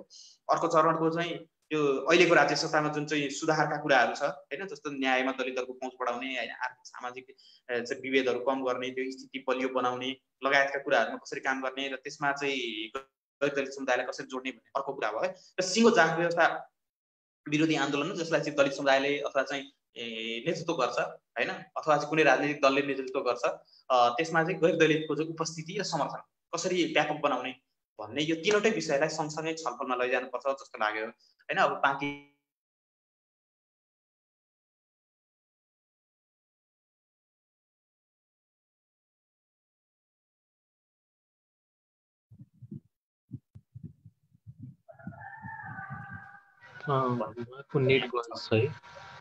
उहाँको हो ल ठिक छ। धन्यवाद रोयजीलाई पनि। यो जात व्यवस्थाको बारेमा अध्ययन पनि गरिरहनु नै भएको छ र अलिकति यो पछिल्लो समयमा जुन चाहिँ रुकुम घटना भयो त्यसको सन्दर्भमा, त्यसका विरुद्धमा जसरी त्यसको लागि न्यायको पक्षमा जुन आन्दोलन हुनुपर्थ्यो त्यसमा चाहिँ त्यो आन्दोलन किन ठिक ढङ्गले अगाडि बढ्न सकेन, किन प्रभावकारी हुन सकेन भन्ने विषयमा पनि उहाँले चाहिँ आफ्नो कुराहरू राख्नु भएको छ। केही प्रश्नहरू यहाँ सञ्जालमा पनि आएका छन्, राख्नु भएको छ र त्यसै गरी यहाँ केही प्रश्नहरू हामीले उठाउनु पर्ने पनि हुन्छ। जस्तो कि एउटा समस्या के देखिन्छ भने म विशेष गरी चाहिँ यो केही प्रश्नहरू लिएर गर्ने कि प्रश्न बाई प्रश्न जाने। अब प्रत्येक प्रश्नमा जाँदाखेरि अलिकति समय चाहिँ लामो लाग्न पनि सक्छ है। केही प्रश्नहरू लिउँ छलफल गर्दै जाउँ होला एकैचोटि दुई दिन। यसमा यहाँ म पहिला चाहिँ यहाँ जो प्रश्न राख्नु भएको छ म उहाँहरूको कुरा दिपेश जन भन्ने एकजना सहभागी हुनुहुन्छ। उहाँले चाहिँ रुकुम घटना हामीभित्रको कमजोरी र हाम्रो एकता कायम नभएकै कारणले तलमाथि हुने आशंका बढी छ, हामीले एक ढिक्का भएर जानुपर्ने देखिन्छ भने एउटा सुझाव राख्नु भएको छ। यदि आन्दोलन कमजोर भयो भने त्यो चाहिँ ठिक ढङ्गले न्यायको आन्दोलन यदि कमजोर भयो भने चाहिँ समाधान हुन सक्ने देखिँदैन, चाहिँ अपराधीहरू उम्किने सम्भावना बढी हुन्छ भनेर सायद उहाँले राख्नु भएको होला। एउटा प्रश्न छ यहाँ, कहिलेकाहीँ आफ्नै साथीहरू तथा कर्मचारी दलितसँग जोडिएका उखान तथा भनाइहरू प्रयोग गर्छन्, जस्तै कामी जस्तो कालो, कामी दमाईको जस्तो बेहोरा। यस्तो अवस्थामा साथीलाई कस्तो खालको प्रतिकार गर्ने? राजविक धनकुटाबाट सोध्नु भएको छ। त्यस्तै गरी समग्र विभेदको विरुद्ध राष्ट्रिय आन्दोलनका लागि के गर्नुपर्छ, कसरी जान सकिन्छ त्यसका लागि भनेर प्रेम बर्देवाले सोध्नु भएको छ। म यो प्रश्नको उत्तर छोटोमा लिन्छु अनि त्यसपछि हामी थप छलफलमा जानेछौँ। जेबीजीबाट सुरु गरौँ। हुन्छ, धन्यवाद। रुकुम घटनाको सन्दर्भमा के प्रश्नहरू उठाउनु भएको छ। यो खालि रुकुम घटनाको सन्दर्भमा मेरो भनाइ चाहिँ के छ भन्दाखेरि यो प्रतिनिधिमूलक घटना हो। यो घटनाको परिणाम अथवा यसको कानुनी वा न्यायिक क्षेत्र न्यायिक कोणबाट हेर्दाखेरि रुकुम घटनामा न्याय नपाउने स्थिति भयो भने यस्ता घटनाहरूले निरन्तरता पाउँछन्। त्यस कारणले पनि एकीकृत भएर यो आन्दोलन गर्नुपर्ने वा घटनाका दोषीहरूलाई कारबाही गराउने तहसम्म पुर्याउनु पर्ने आवश्यकता छ। यद्यपि हामीले रुकुम घटनाकै अध्ययन गरेर फर्किँदाखेरि पनि देखेको कुरा के हो भने यसको चाहिँ कानुनी रूपबाट न्याय पाउने स्थितिलाई कमजोर बनाउन थुप्रै राजनीति भइसकेको छ। यसको 2-3 वटा उदाहरण मात्रै म दिन चाहन्छु कि घटनालाई कमजोर बनाउनको लागि त्यहाँको प्रहरी प्रशासनदेखि स्थानीय सरकारको मिलेमतो यति धेरै डरलाग्दो तरिकाको देखिन्छ। यसको एउटा उदाहरण के हो भन्दाखेरि घटना भइसकेपछि जो मान्छे माथि पिटियो पिटिने मान्छेलाई प्रहरीले पक्राउ गरेर लान्छ र पिट्ने मान्छेहरूलाई छोडिदिन्छ। एक त्यसपछि प्राय जसो घटना भएको ठाउँमा घटनाको प्रमाणहरू नष्ट नहुन् भन्ने हिसाबले घटनास्थललाई सिल गर्ने अधिकांश यो अध्ययन अनुसन्धानको क्रममा घटनास्थललाई सिल गर्ने चलन छ। तर त्यहाँ घटनास्थलको बारेमा कसैलाई के मतलब थिएन। दोस्रो कुरा तेस्रो कुरा जतिखेर घटना भइसकेपछि लासहरू भेट्न सुरु गरियो, भेटेका लासहरू 6 जनाको लास चाहिँ त्यहाँको स्थानीय व्यक्तिहरूले भेटेका छन्, प्रहरीको गोताखोरले भेटेको होइन। र भेटेका लासहरूको बारेमा यो प्रकृति जाँच मुसुल्का तयार गर्ने क्रममा पनि प्रहरीहरूले डिटेल्स जुन प्रकृतिमा जुन अवस्थामा घटना अथवा त्यो मृतक लास भेटिएको थियो त्यसको डिटेल दिने काम गरेको छैन, त्यहाँनिर बदमासी भएको छ। चौथो कुरा यो पोस्टमार्टम रिपोर्टको सन्दर्भमा पनि पोस्टमार्टम रिपोर्टमा मिलेमतोमा अथवा त्यहाँको राजनीतिक शक्ति दबाव प्रभावका कारणले पनि धेरै कुराहरू फरक पर्न गएको कुरा तपाईँ हामीले सुनेकै छौँ। पाँचौँ कुरा चाहिँ त्यहाँ घटना भइसकेपछि वडाध्यक्ष जसको नेतृत्वमा त्यो घटना भएको छ, घटनामा संलग्न भएका वडाध्यक्षलाई चाहिँ पक्राउ गरेर मेयरले आफ्नो घरमा लगेर छलफल गरेर छोडेर त्यो 36 घण्टासम्म उसलाई त्यहाँको राजनीतिक माहौल निर्माण गर्नलाई उसलाई त्यहाँ छोडेर षड्यन्त्र गर्ने ठाउँहरू छोडेर फेरि 36 घण्टापछि वडाध्यक्षलाई पक्राउ गरेको छ। त्यसै गरी स्थानीय सरकारको प्रमुख त्यहाँको चौरजारी नगरपालिकाको प्रमुखले घटनालाई हामीसँगै कुराकानी गर्दाखेरि पनि घटनामा भएका कम्तीमा एकदमै सामान्य तरिकाले सोच्दा पनि पीडितले न्याय पाउनुपर्छ भन्ने उहाँको आशय थिएन। उहाँको मूल आशय चाहिँ हामीले थुप्रै सैद्धान्तिक कुरा गरेर सुनाए पनि उहाँको मूल आशय भनेको चाहिँ पीडितहरूको पक्षमा भन्दा पनि पीडकलाई जोगाउने पक्षमा थियो भनेर यस्तो देखिन्छ। भनेपछि सिङ्गो राज्य संरचना नै घटनाका मुद्दालाई कमजोर बनाउने ढङ्गले लागेको हुनाले एउटा प्रतिनिधिमूलक घटना हो। यो घटनाको पुनरावृत्ति धेरै ठाउँमा हुन सक्ने खतरा भएको हुनाले यो घटनामा पीडितले न्याय पाउने सन्दर्भमा तपाईँ हामीले बोल्नु जरुरी छ नै छ। त्यति मात्रै होइन, यसलाई एउटा प्रतिनिधि घटनाको रूपमा अन्यत्रतिर त्यो स्तरको नरसंहार हुनबाट जोगाउनको लागि चाहिँ अथवा त्यो नरसंहार हुन नदिनको लागि चाहिँ सशक्त निरन्तर आन्दोलन जरुरी छ, निरन्तर खबरदारी जरुरी छ। त्यसमा केवल दलितले मात्रै समग्र न्यायप्रेमी गैर-दलित समुदायको पनि त्यतिकै ठुलो भूमिका वा योगदान जरुरी छ भन्ने लाग्छ। दोस्रो कुरा उहाँले उठाउनु भएको यो प्रश्न छ उखानटुकाको सन्दर्भमा। यसमा उखानटुकाहरूको निर्माण चाहिँ कसरी भएको छ भन्दाखेरि कुनै निश्चित जाति वा समुदायलाई हेय अथवा हेला होचो गर्नको लागि नै उखानटुकाहरू बनाइएको छ। यसमा अझ राजनीति कसरी हुँदो रहेछ भन्दाखेरि तपाईँलाई म एउटा उदाहरण सुनाउँछु। नेपालको प्रज्ञा प्रतिष्ठानले दलितहरू बारे अथवा उसले विभिन्न शब्दहरूको परिभाषा गर्ने गर्दछ। त्यसमा बाहुन अथवा बाहुनलाई गाली गरेर भनिने अथवा त्यो अपमानजनक नै शब्द भनौँ काठो भनेर भनिएको कुरालाई उसले कसरी परिभाषित गर्छ र दलित कसरी परिभाषित गर्छ भनेर हेरे पनि काफी हुन्छ। नेपालको इतिहासमा नेपालको अथवा समग्र दक्षिण एसियाको समाज विकासका क्रममा सबैभन्दा बढी योगदान पुर्याउने दलितहरूको विषयमा गरिएको परिभाषा चाहिँ दलितहरूमाथि कसरी शासन लाद्न सकिन्छ भन्ने ढङ्गले परिभाषित गरिएको छ। भनौँ दलिएको थिचिएको हेपिएको भन्ने ढङ्गले जसरी परिभाषित गरिएको छ खासमा त्यस्तै हो त भनेर हेर्ने हो भने नेपालको दलित समुदाय सबैभन्दा बढी श्रमजीवी, सबैभन्दा बढी सृजनशील, सबैभन्दा बढी नेपाली समाजका लागि चाहिने आधारभूत आवश्यकता पूर्ति गर्ने श्रमिकहरू हुन् वा त्यो खालको वैज्ञानिकहरू हुन्, त्यो सङ्गीतकर्मीहरू हुन्, संस्कृति कर्मीहरू हुन् भन्ने ढङ्गले व्याख्या कतै पनि पाइँदैन। भन्नुको मतलब शब्दहरूको निर्माण वा शब्दहरूको व्याख्या नै गलत ढङ्गले सीमान्तकृत वा बहिष्करणमा पारेको समुदायमाथि शासन गर्नलाई ल्याएको छ। त्यस कारणले यो उखानटुकाहरू त्यसरी नै प्रयोग हुन्छन्। तर तपाईँ हामी जतिको सचेत मान्छेले चाहिँ यस्तो उखानटुका साथीले नै सुनाउँदा गर्ने प्रतिक्रिया के होला भन्ने सन्दर्भमा मलाई के लाग्छ भने साँच्चीकै तपाईँले वा त्यो साथीले भनेको जुन उखानटुकाको प्रयोगले मानवताको हित गर्छ अथवा मानवताको प्रतिबिम्ब गर्छ कि त्यसले अपराधको प्रतिबिम्ब गर्छ भनेर मात्रै हामी छलफल गर्यो भने पनि कुनै शब्दले कसैमाथि अपराध गर्ने छुट कसैलाई पनि छैन भन्ने हामीले बोध गराउन जरुरी छ, ताकि अघि तपाईँले जुन उदाहरणहरू दिनुभयो त्यो यति धेरै डेरोगेटेड खालको न्यारेटिभ छ कि कुनै एउटा निश्चित समुदायलाई त्यही सुन्ने बित्तिकै हिंसाबोध हुनुपर्ने वा उसले त्यो सुन्ने बित्तिकै आफैलाई मर्माहत हुनुपर्ने अवस्था बन्छ। तर भन्ने मान्छे चाहिँ सबैभन्दा ठुलो काम गरे भनेर गर्व गर्ने स्थिति बन्छ। कसैमाथि अन्याय गर्ने कुरा त्यो कसरी मान हुन सक्छ? अथवा यो खालको बहस उखान टुक्कामाथि छुट्टै बहस गर्ने अथवा यसरी निर्माण गरिएको उखान टुक्का चाहिँ सिङ्गो मानवता विरुद्धको अपराधसँग जोडिएको छ भन्ने कुरा हामीले बोध गराउनु पर्ने हुन्छ जस्तो लाग्छ।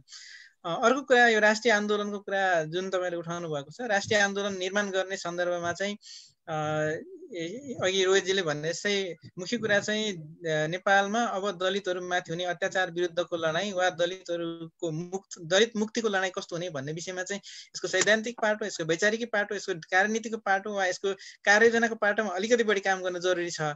तथापि राष्ट्रिय आन्दोलन निर्माण गर्नको लागि चाहिँ दलितहरूले एक खालको रणनीति निर्माण गर्न जरुरी छ, ताकि कम्तीमा न्यायप्रेमी समुदाय एकै ठाउँमा आउन सक्ने अवस्था बनोस्, कम्तीमा दलित भित्रका विभिन्न राजनीतिक दलसँग सम्बद्ध दलितहरू एकै ठाउँमा आउन सक्ने अवस्था बनोस् र समग्रतामा जाति व्यवस्था विरुद्धको आन्दोलनलाई सपोर्ट गर्न सक्ने गैर समुदायको पनि एउटा प्रगतिशील हिस्सा सँगसँगै आएर लडाइँ लड्ने स्थिति बन्यो भनेदेखि त्यसले राष्ट्रिय स्तरको आन्दोलन निर्माण हुन सक्छ। त्यो कुरा चाहिँ फेरि राष्ट्रिय स्तरको आन्दोलन भनेको काठमाडौँ मात्रै हुने आन्दोलन पर्याप्त हुँदैन।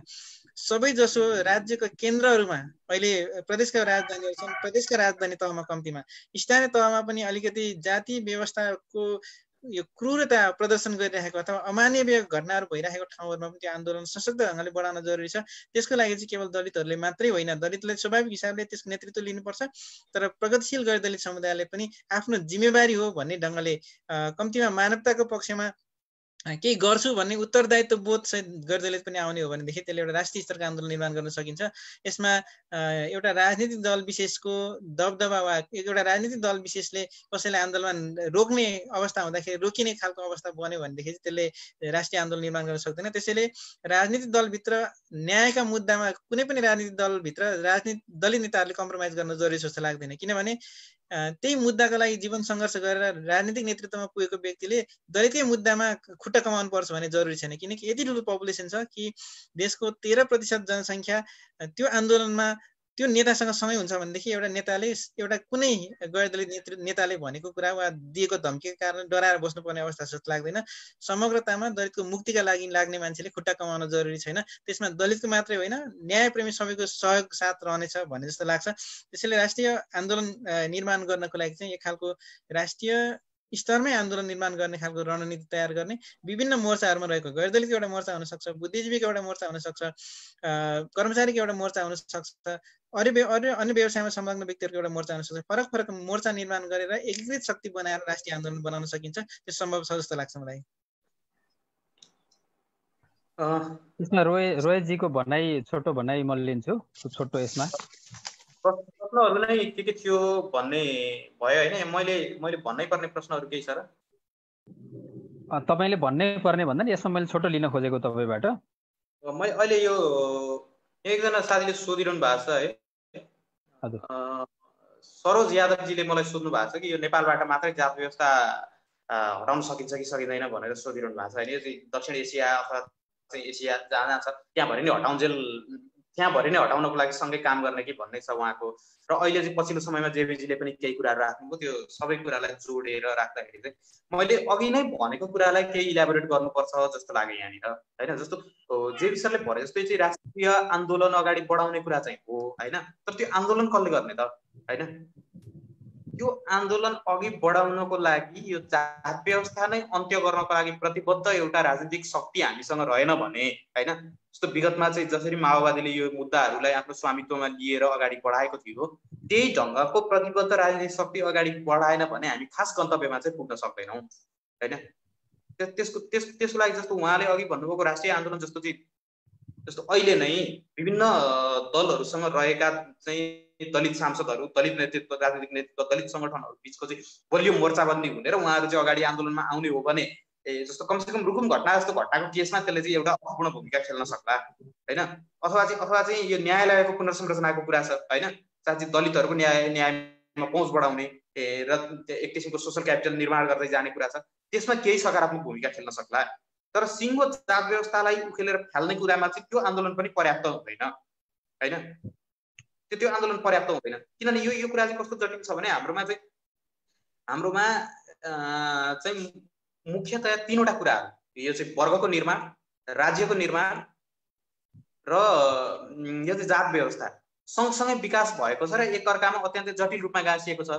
र त्यसमाथि चाहिँ यो चाहिँ पितृसत्ताको जुन अवधारणा छ त्यो पनि जात व्यवस्थासँग गाँसिएर आएको छ र समग्रमा चाहिँ यो एउटा ब्राह्मणवादको अवधारणा बनेको छ हैन। यो फ्रेमवर्कमा हाम्रो समाज यो संरचनामा अगाडि बढेको छ र यो सबै कुराहरूलाई हामीले त्यो एउटालाई मात्रै चलाएर यो चाहिँ समाजलाई पुनर्संरचना गर्न सम्भवै छैन भने हामी चाहिँ सबै कुराहरूलाई एकसाथ पुनर्संरचना गर्नको लागि चाहिँ राज्य शक्तिको तपाईको राज्यको सिङ्गो शक्ति नै परिचालन गर्नुपर्ने हुन्छ। र राज्यको सिङ्गो शक्ति परिचालन गर्नको लागि अथवा त्यहाँसम्मको लागि यो आन्दोलन निर्माण गर्नको लागि पनि एउटा राजनीतिक दलले यो कुरालाई स्वामित्वमा लिएर अगाडि बढाएन भने एउटा सम्भव हुँदैन, एकदमै सम्भव हुँदैन है। जस्तो अहिलेको समस्या हामीसँग के छ भने अहिले कुनै पनि राजनीतिक दलले तपाईँ यो हेर्नुहोस्, रुकुम घटना यस्तो दर्दनाक घटना भयो, यो विषयमा कुनै पनि राजनीतिक दलको केन्द्रीय समितिमा बैठक भएको छैन, संसदीय दलमा चाहिँ छलफल भएको छैन, कुनै जिल्ला कमिटीमा भएको छैन, भएको छ भने त्यो चाहिँ संलग्न मान्छेहरूलाई कसरी जोगाउने भन्ने विषयमा षड्यन्त्र गर्नको लागि त छलफल भयो होला हैन। तर यसलाई कसरी आन्दोलन र निर्माण गर्ने र दलितहरूको मुक्तिको प्रश्नमा यो घटनाले के प्रभाव पार्छ, त्यसलाई कसरी अगाडि बढाउन जरुरी छ र हाम्रो समाजको रूपान्तरणमा यो घटना कसरी जोडिन्छ भन्ने विषयमा कहीँ पनि छलफल हुन सकेन। त्यसको अर्थ कुनै पनि राजनीतिक दलले यसको स्वामित्व लिएको छैन अहिले। र अन्ततः राज्य सत्ता चलाउने भनेको फेरि राजनीतिक दलले नै हो हैन। त्यो भएपछि जब राजनीतिक दल नै यो विषयमा गम्भीर छैनन्, यो विषयमा सोचिरहेका छैनन् भने त यो सम्भवै छैन हैन। कम्तीमा तपाईको चाहिँ त्यहाँको सम्बन्धित जिल्ला कमिटीमा अथवा जिल्ला समितिमा, त्यहाँभन्दा माथि आएर चाहिँ अञ्चल वा प्रदेशका समितिमा हैन, त्यहाँभन्दा माथि आएर केन्द्रीय समितिमा, त्यहाँदेखि माथि आएर सचिवालयमा अथवा चाहिँ कुन छ त्यसको चाहिँ कोर टिम, त्यहाँसम्म छलफल गर्ने र यसलाई चाहिँ आन्दोलनमा होमिने हैन। तपाईको गैर दलितहरू किन आन्दोलनमा आएनन् भन्ने एउटा प्रश्न त राजनीतिक दलले आह्वान नगरेर हो नि त हैन। तपाईँ अहिले सम्झिनुहोस्, नेपाली काङ्ग्रेस अर्को कुनै दल चाहिँ राज्य सत्तामा हुन्थ्यो र नेकपा चाहिँ प्रतिपक्षमा हुन्थ्यो र आह्वान गर्थ्यो भने यस्तै हुन्थ्यो त स्थिति, हुँदैन थियो नि। अहिलेको अनेरा सब्युदेखि लिएर युवा सङ्घदेखि लिएर युथ फोर्स वाइसिएल जे छ सबै त्यो सडकमा उर्लिन्थ्यो नि हैन। त्यस्तै गरेर तपाईको अहिलेको जनता समाजवादी पार्टी भन्नुहोस् न, बाबुराम भट्टराई बेला बेला भनिरहनु भएको छ, तर पार्टीले चाहिँ आह्वान गर्यो त यो आन्दोलन अगाडि बढाउनु छ, दलितहरूले गरिरहेको आन्दोलन तपाईँहरू जोडिनुहोस् भनेर आह्वान गर्यो त, गरेन नि। त्यो नगरेका कारणले पनि त गैर दलितहरू यो आन्दोलनमा जोडिएका हुन्। भनेपछि अन्तिम शक्ति भनेको चाहिँ राजनीतिक शक्ति नै हो हैन, त्यो चाहिँ राजनीतिक दल नै हो। त्यो किसिमको दल निर्माण नभएसम्म अथवा अहिलेको दल त्यो पुनर्संरचना भएर जान सक्छ भन्ने त मलाई लाग्दैन हैन। किनभने जो त तपाईको एउटा सम्भावना बोकेको पार्टी नेकपा थियो, त्यो त धेरै पछाडि फर्किसक्यो हैन, धेरै पछाडि फर्किसक्यो। अहिले त यो त त्यो जनयुद्धभन्दा अगाडिको चाहिँ ठाउँमा पुगिसक्यो। त्यही कारणले अहिले भएकै पार्टीबाट हुन्छ भन्ने त मलाई अपेक्षा छैन। तर त्यो किसिमको राजनीतिक शक्ति हामीले निर्माण नगरेसम्म चाहिँ तपाईको यो अन्तिम जुन जात व्यवस्थालाई फाल्ने कुरा छ त्यहाँसम्म हामी पुग्न सक्दैनौँ। किनभने तपाईको यो के छ भने म यहाँ तपाईँलाई रोकेर एउटा प्रश्न पनि छ, तपाईँले त्यो विषयमा राखिरहनु भएको पनि छ। यहाँ हाम्रो पवन ढुङ्गानाले सोध्नु भएको छ, जस्तै गैर दलित सङ्गठनको भूमिका चाहिँ सीमित खालको हुन्छ कि असीमित खालको हुन सक्छ, अर्थात् त्यसमा कसले पहल कदमी लिनु पर्ला हैन, कस्तो खालको चाहिँ भूमिका हुन सक्छ गैर दलितहरूलाई लिएर आउने, त्यो त्यस्ता गैर दलितहरूका सङ्गठनका भनेर भन्नुभएको छ। यसलाई पनि अलिकति जोडेर छोटोमा कुरा राखिदिनु। जस्तो अहिलेकोमा चाहिँ के हो भने तपाईँको जति पनि गैर दलितहरूको चाहिँ सङ्गठनहरू छ, अहिलेको केसमा त तपाईँको जुन घटनाहरू भएका छन् ती घटनाहरूमा निष्पक्ष रूपमा न्याय सम्पादन गर भनेर दबाब गर्ने हो हैन, दबाब दिने हो। त्यसमा चाहिँ दलित आन्दोलनमा जहाँ दलितहरूको नेतृत्वमा आन्दोलन चलिरहेछ त्यहाँ तपाईँहरू हामी सबै जोडिने हो हैन, त्यो आन्दोलनलाई फ्युलिङ गर्ने हो। किनभने यो चाहिँ एउटा चाहिँ अन्याय भएको हो, अपराध भएको हो, त्यसमा चाहिँ अपराधीले न्याय पाउनु पर्यो हैन। र अर्को चाहिँ यस्तो दोस्रो चरणको कुरा भयो हैन। दोस्रो चरणमा अघि मैले कुरा राखेँ, यो चाहिँ संरचनाहरू परिवर्तनको कुरा, यो कुरा चाहिँ यो आन्दोलन पनि फेरि पनि चाहिँ दलितहरूको एउटा चाहिँ राष्ट्रिय नेटवर्क बनाएर ठुलो चाहिँ आन्दोलनको आँधीबेरी चाहिँ सिर्जना गर्न सकिन्छ कि हैन। अघि चाहिँ जेबीजीले राखे जस्तो त्यो भयो भने सबै किसिमका गैर दलित समुदायहरूले चाहिँ त्यसमा चाहिँ समर्थन गर्ने, त्यसमा सहभागी हुने हैन, र आफ्नो हिसाबले कसरी हुन्छ चाहिँ त्यो आन्दोलनलाई अगाडि बढाउने हुन सक्छ। र तेस्रो भनेको चाहिँ आन्दोलन दलित र गैर दलित तेस्रो जुन चरण छ यो जात व्यवस्थालाई फाल्ने चरण, त्यहाँ चाहिँ दलित र गैर दलित छुट्याउने कुरै भएन। त्यो सबैले त्यसमा चाहिँ उत्तिकै काम गर्नु जरुरी छ हैन। त्यो चाहिँ यो संरचनाको सबभन्दा उत्पीडित हिस्सा भएकोले, उत्पीडित समुदाय भएकोले स्वाभाविक हिसाबले यसको नेतृत्व दलितहरूले गर्दा राम्रो हुन्छ हैन। किनभने यसलाई चाहिँ अन्तिमसम्म कहाँसम्म फाल्नु जरुरी छ भने त दलितहरूलाई नै थाहा हुन्छ हैन, उहाँहरूले नै भोग्नु भएको छ। तर यो चाहिँ सबैले समान किसिमको भूमिका निर्वाह गर्ने हो। किनभने जात व्यवस्था चाहिँ हाम्रो समग्र समाजको समस्या हो भने यसलाई हाम्रो समग्र समाजले नै फाल्नु जरुरी छ र यसमा सबभन्दा बढी चाहिँ गैर दलित समुदायहरूलाई इन्गेज गर्न पर्यो हैन। र त्यसकारणले गर्दा त्यो गर्न चाहिँ कसले सक्छ? एउटा राजनीतिक दलले नै गर्न सक्छ हैन। यो दलित सङ्गठनले अथवा गैर दलित सङ्गठनले यसरी भनेर त हुँदै भएन हैन। त्यो त एउटा त्यो किसिमको राजनीतिक शक्ति हामी माझ हुनु जरुरी छ हैन। किनभने यो चाहिँ कहाँ काम गर्नु छ भनेर तपाईँ हेर्दै जानु भयो भने मैले ठ्याक्कै यहीँनिर पुगेको थिएँ। हामीले काम गर्नुपर्ने त अघि जेबीजीले भने जस्तो प्रज्ञा प्रतिष्ठानमा रहेछ, हामीले काम गर्नुपर्ने त विश्वविद्यालयमा रहेछ, हामीले काम गर्नुपर्ने त तपाईँको दलित आयोग बन्न सकेन त्यहाँ रहेछ, हामीले काम गर्नुपर्ने चाहिँ तपाईँको स्कुलमा पढाउने पाठ्यक्रममै काम गर्नु जरुरी छ हैन। स्कुलमा पढाउने पाठ्यक्रममा मैले चाहिँ अगाडि पनि यो कुरा उठाइराखेको छु। स्कुलमा पढाउने पाठ्यक्रममा चाहिँ त्यहाँ के पढाइँदैछ भने जात व्यवस्थालाई अनुमोदन गर्ने कथ्यहरू पढाइराखेको छ हैन। त्यो भनेको के हो भनेर मलाई सोध्नुहुन्छ भने जस्तो जात व्यवस्था चाहिँ कामको बाटमा थियो भनेर पढाइन्छ हैन। जात व्यवस्था कहिले कामको बाटमा थिएन नि, त्यो त झुट कुरा हो। तपाईँको समाजशास्त्रबाट हेर्नुहोस् अथवा मानवशास्त्रबाट हेर्नुहोस् चाहिँ यो कसरी चाहिँ जात व्यवस्था स्थापित भएको थियो त कामको बाँडफाँड गरेर ल यो समूहले यो काम गरौँ भनेर जात व्यवस्था सुरु त भएको थिएन हैन। तपाईँ इतिहासबाट यो चाहिँ अर्थ राजनीतिक इतिहासबाट हेर्नुहोस् त्यो त हुँदैन। तर पढाइ त त्यही भइरहेछ नि हैन। यो त शक्तिशाली वर्गले, राज्यको सरप्लसमाथि कब्जा जमाएको शक्तिशाली वर्गले कमजोर वर्गलाई चाहिँ बढी शारीरिक श्रम पर्ने अथवा अलिकति फोहोर जस्तो लाग्ने कामहरूमा जबरजस्ती धकेलेको थियो नि हैन। र तपाईँसँग अर्को एउटा प्रश्न यहाँ युग पाठकले पनि राख्नु भएको छ। म तपाईँबाट पहिला लिन्छु, त्यसपछि म जेबीजीमा जान्छु। जस्तै यहाँ राख्नु भएको छ युग पाठकले दलित समुदायका दल बोलाउने कुरा, दल बनाएर दलित समुदायकै नेतृत्वमा या दलित मुद्दालाई विशेष जोड दिएर दल बनाउने कुरा कतिको सम्भव हुन्छ, हुन सक्छ कि सक्दैन, यसरी सोच्न सकिन्छ कि सकिँदैन भन्नुभएको छ। यो पनि दलित आन्दोलनको सन्दर्भमा कुरा गर्दा।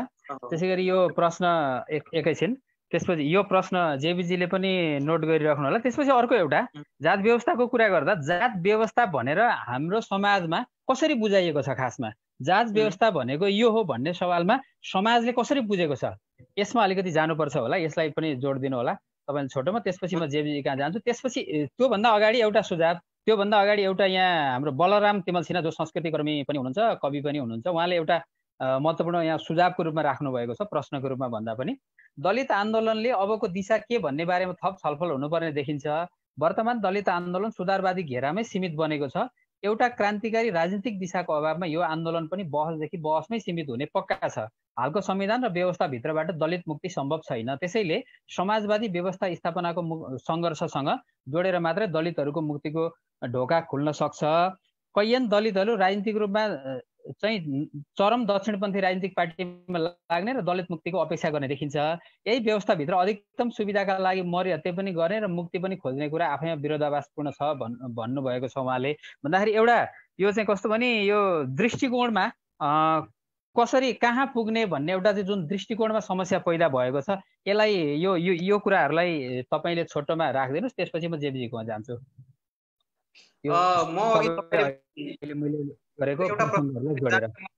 त्यो त्यही थियो क्या र हैन। म त्यहीबाट सुरु गर्छु।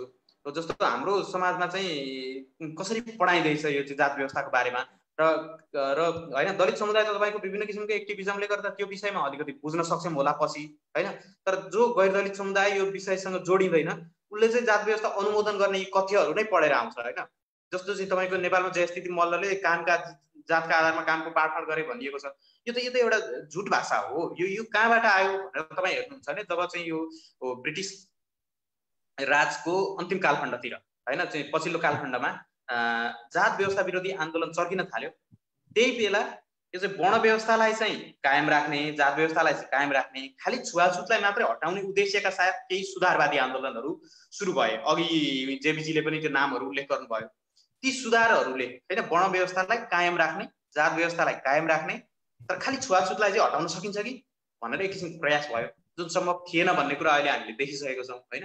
र त्यसले निर्माण गरेको चाहिँ भाषीहरू होइन, तपाईँको चाहिँ यो वर्ण व्यवस्था चाहिँ ठिक हो होइन, यो चाहिँ कामको बाँडफाँड हो र यो चाहिँ के भन्छ, यो चाहिँ जन्मका आधारमा हुँदैन थियो है, कहाँ जन्म्यो भनेर हुँदैन थियो भनेर चाहिँ पढाउने, यो चाहिँ गलत कुराहरू हामीले पढाइराखेको छौँ र यसले कुनै न कुनै रूपमा जात व्यवस्था ठिक हो भन्ने कुरामा चाहिँ हामी आम मान्छेलाई बुझाइराखेको छौँ होइन। त्यो सबै कुराहरूलाई सुधार गर्नु छ, त्यसको लागि राज्यको सम्पूर्ण संयन्त्र नै परिचालन गर्नुपर्ने हुन्छ र त्यसको ध्येय चाहिँ जात व्यवस्थाले कसरी उन्मूलन गर्ने होइन भन्ने हुनुपर्छ। त्यसको लागि त्यो किसिमको बलियो राजनीतिक शक्ति हुनु जरुरी छ र तर त्यो राजनीतिक दल राजनीतिक शक्ति चाहिँ कसरी बनाउने भन्ने छ होइन। त्यो चाहिँ छलफलको विषय हुन सक्ला होइन। तर मलाई के लाग्दैन भने तपाईँको दलितहरूको मात्रै एउटा राजनीतिक शक्ति बनाएर राजनीतिक दल बनाएर यो आन्दोलनलाई अगाडि बढाउन सकिन्छ भन्ने जरुरी छैन। किनभने मैले अघिदेखि नै के भनिराखेको छु भने जस्तो यो चाहिँ समग्र जात व्यवस्थालाई खोल्ने प्रश्न हो होइन। यो चाहिँ दलितहरू मात्रै मुख्य प्रश्न होइन र जात व्यवस्था कायमै रहेर दलित मुक्ति सम्भव छैन होइन। जति बेला तपाईँ जात व्यवस्थालाई पूर्ण रूपमा जरादेखि उखेलेर फाल्नुहुन्न त्यो बेलासम्म दलित मुक्ति सम्भव छैन। त्यसको लागि त समाजको सबै तबका चाहिँ यो आन्दोलनमा जोडिनु जरुरी छ, सबै जाति यो आन्दोलनमा जोडिनु जरुरी छ होइन। त्यस कारणले गर्दा त्यो एउटा कारण भयो। अर्को कारण चाहिँ के हो भने यो किसिमको ध्रुवीकरणले हामीलाई चाहिँ अगाडि बढाउन सक्दैन भन्ने कुरा चाहिँ यो जनजाति आन्दोलनको अनुभवबाट पनि हामीले सिक्नुपर्छ। खास गरी यो पहिलो संविधान सभाको अन्तिमतिर चाहिँ एकदमै तीव्र ढङ्गले यो किसिमको ध्रुवीकरण हामी कहाँ भइराखेको थियो र ध्रुवीकरणको प्रयास भइराखेको थियो। तर यो चाहिँ के भयो भने अन्तिममा यो सबै जातहरू समाजको सबै क्षेत्र वर्ग वर्ण समावेश भएको जातसँग चाहिँ यो ध्रुवीकृत जातहरू चाहिँ प्रतिस्पर्धामा आउन सक्दैन अथवा त्यसले आन्दोलनलाई कमजोर बनाउँछ भन्ने देखियो होइन। जस्तो तपाईँको मधेसी समुदायको विगतमा नेकपा एमाले भित्र होइन जुन ढङ्गको प्रतिनिधित्व थियो र जनजातिको जुन ढङ्गको प्रतिनिधित्व थियो र जुन ढङ्गको हस्तक्षेपको क्षमता थियो त्यो ढङ्गले हस्तक्षेप गर्न सकेको भए होइन, नेकपा एमाले भित्रै हस्तक्षेप गर्न सकेको भए सम्भवतः संविधान योभन्दा अलिकति अग्रगामी आउन सक्थ्यो होइन। नेकपाले लिएको धारणा बाटोलाई पनि त्यसले प्रभावित गर्न सक्थ्यो।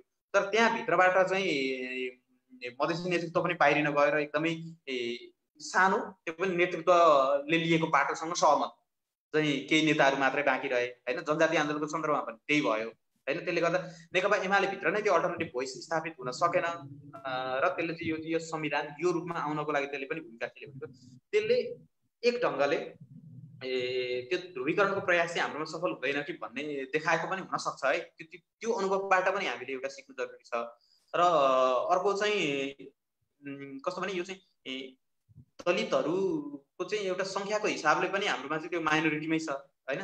खालि दलितको एउटा राजनीतिक दल बनाउने त्यो हुँदा सबै दलितहरू त्यसमा सङ्गठित हुन्छ, त्यसलाई मतदान गर्छन् होइन, चुनावी प्रक्रियामै जाने हो भने पनि मतदान गर्छन् भनेर पनि भन्न सकिन्न होइन।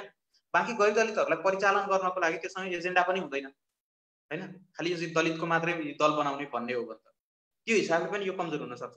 त्यसको अर्थ के भने त्यो दल चाहिँ समग्रमा अहिले जुन स्वरूपका दलहरू छन् होइन, जस्तो नेपाली काङ्ग्रेसको कुरा गर्नुहोस् वा नेकपा एमालेको जसले सम्पूर्ण क्षेत्रलाई समेट्छ, सम्पूर्ण चाहिँ वर्ग वर्णलाई समेट्छ, त्यो किसिमको दल नै हामीलाई चाहिँ आवश्यक हुन्छ होला। त्यो मेरो दृष्टिकोण हो होइन। यसमा अझै छलफल गर्न सकिन्छ।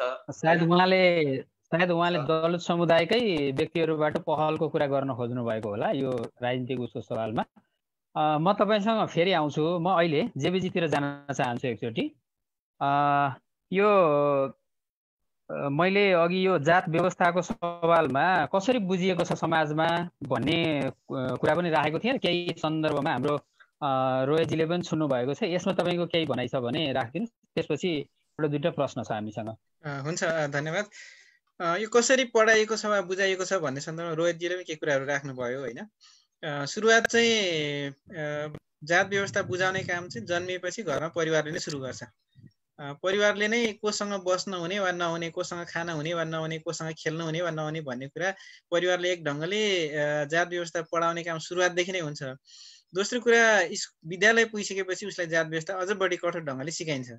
कसरी त भन्दाखेरि चाहिँ हामी के पढाइराखेका छौँ विद्यालयमा, के पढाइराखेका छौँ भने अहिले भएको जाति व्यवस्थालाई अथवा जातीय विभेद सहितको व्यवस्थालाई पुनरुत्पादन गर्ने कुरा पढाइराखेका छौँ। त्यहाँ कुनै पनि ठाउँमा जातका आधारमा विभेद गर्नुहुन्न भन्ने कुरा त कहीँ पनि पढाइराखेका छैनौँ। दोस्रो कुरा, कसले पढाइराखेका छौँ। अर्को दोस्रो महत्त्वपूर्ण कुरा, तपाईँ मलाई नै मेरो अनुभव सोध्नुहुन्छ भने मलाई पढाउने शिक्षकले काले कामी र कामी काले एउटै हो भनेर पढाउनुहुन्थ्यो।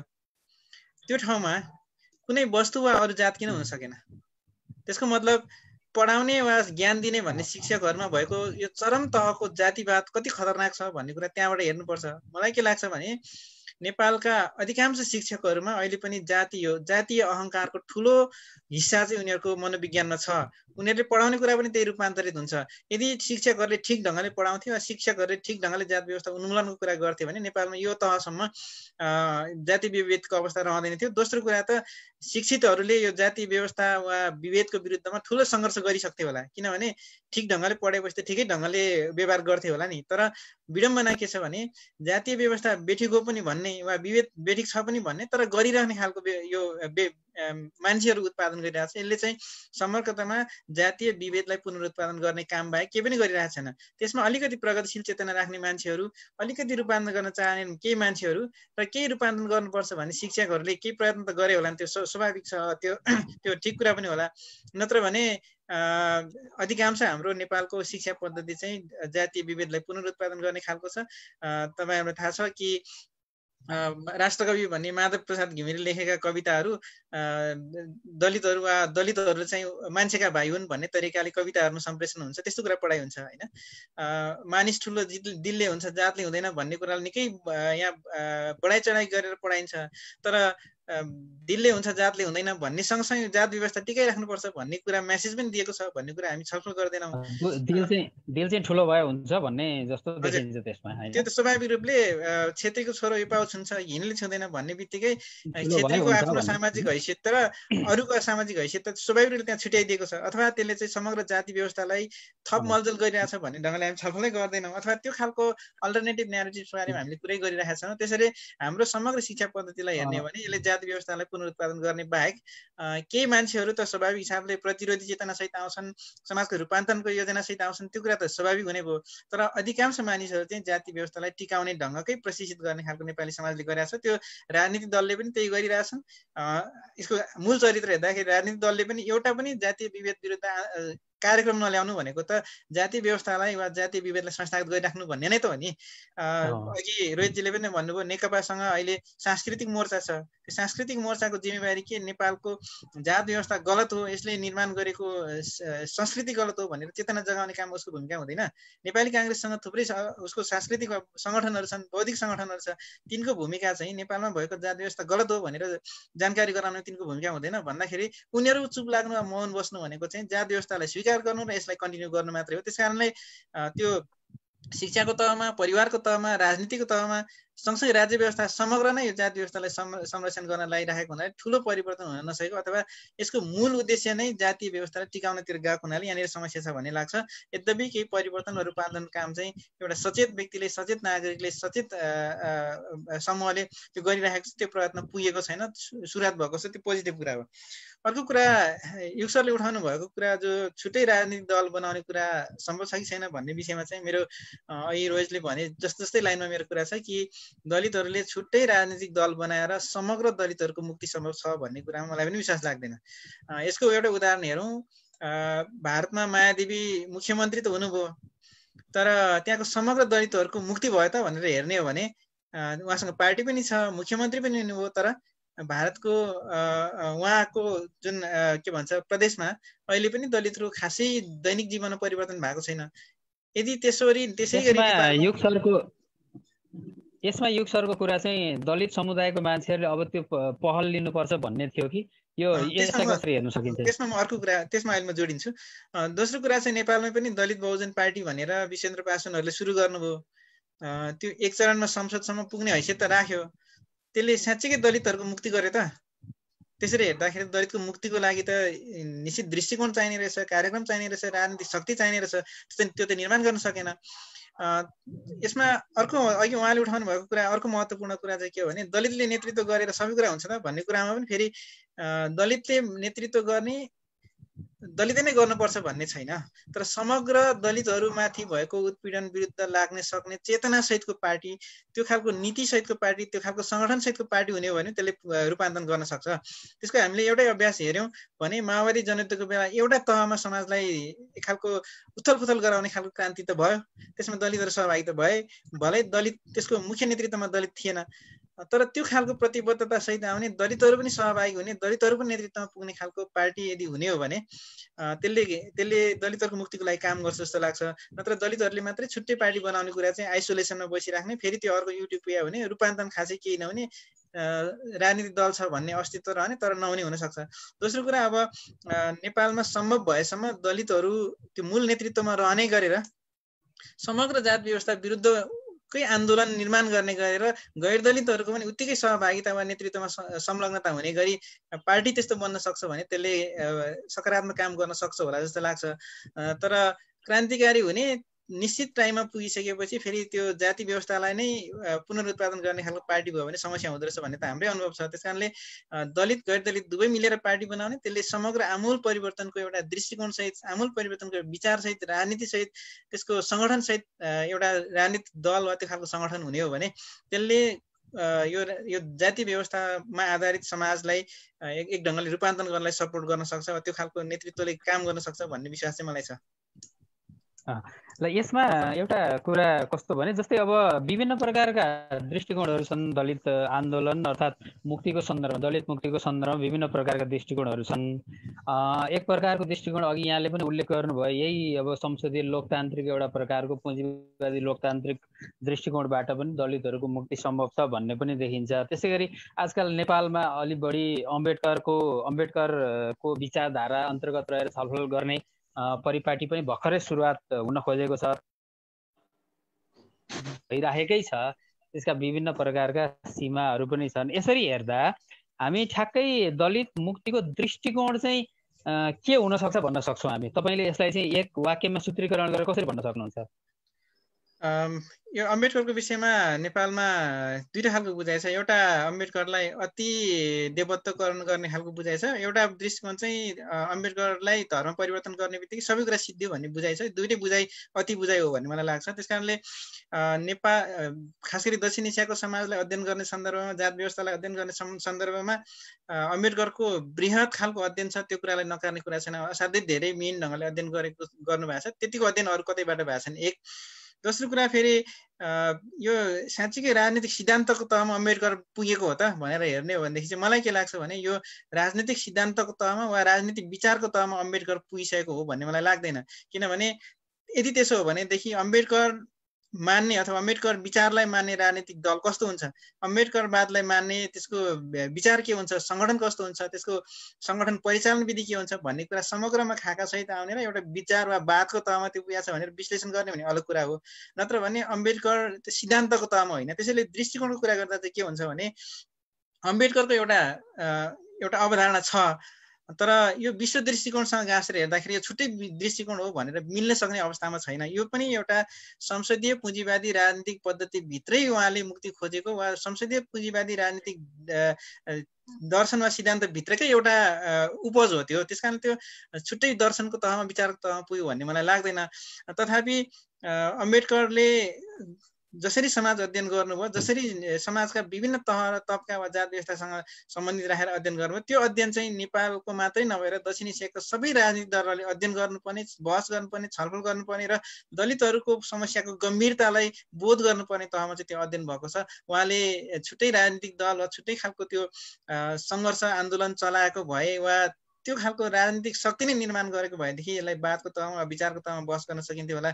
यद्यपि मलाई लाग्छ चाहिँ के भन्दाखेरि यदि दलितहरूको मुक्ति खोज्ने हो भनेदेखि संसदीय पुँजीवादी व्यवस्थाभित्रबाट यो मुक्ति सम्भव छ भन्ने मलाई लाग्दैन। किनभने संसदीय पुँजीवादी व्यवस्थामा सबैभन्दा बढी शक्तिको किनबेच हुने ठाउँ संसदीय पुँजीवादी व्यवस्था हो। सबैभन्दा बढी व्यक्तित्वहरू, निर्माण भएका व्यक्तित्वहरू खरिद बिक्री गर्ने ठाउँ पनि त्यो हो, विचारको खरिद बिक्री हुने ठाउँ पनि हो। त्यस कारणले संसदीय व्यवस्थाभित्र चाहिँ पुँजी हुनेहरूले आफ्नो अनुकूलको लोकतन्त्र नामको परिभाषा दिएर पुँजी हुनेहरूले अथवा दलालीकरण गर्न सक्नेहरूले मात्रै मुक्ति खोज्न सक्ने ठाउँ हुनसक्छ।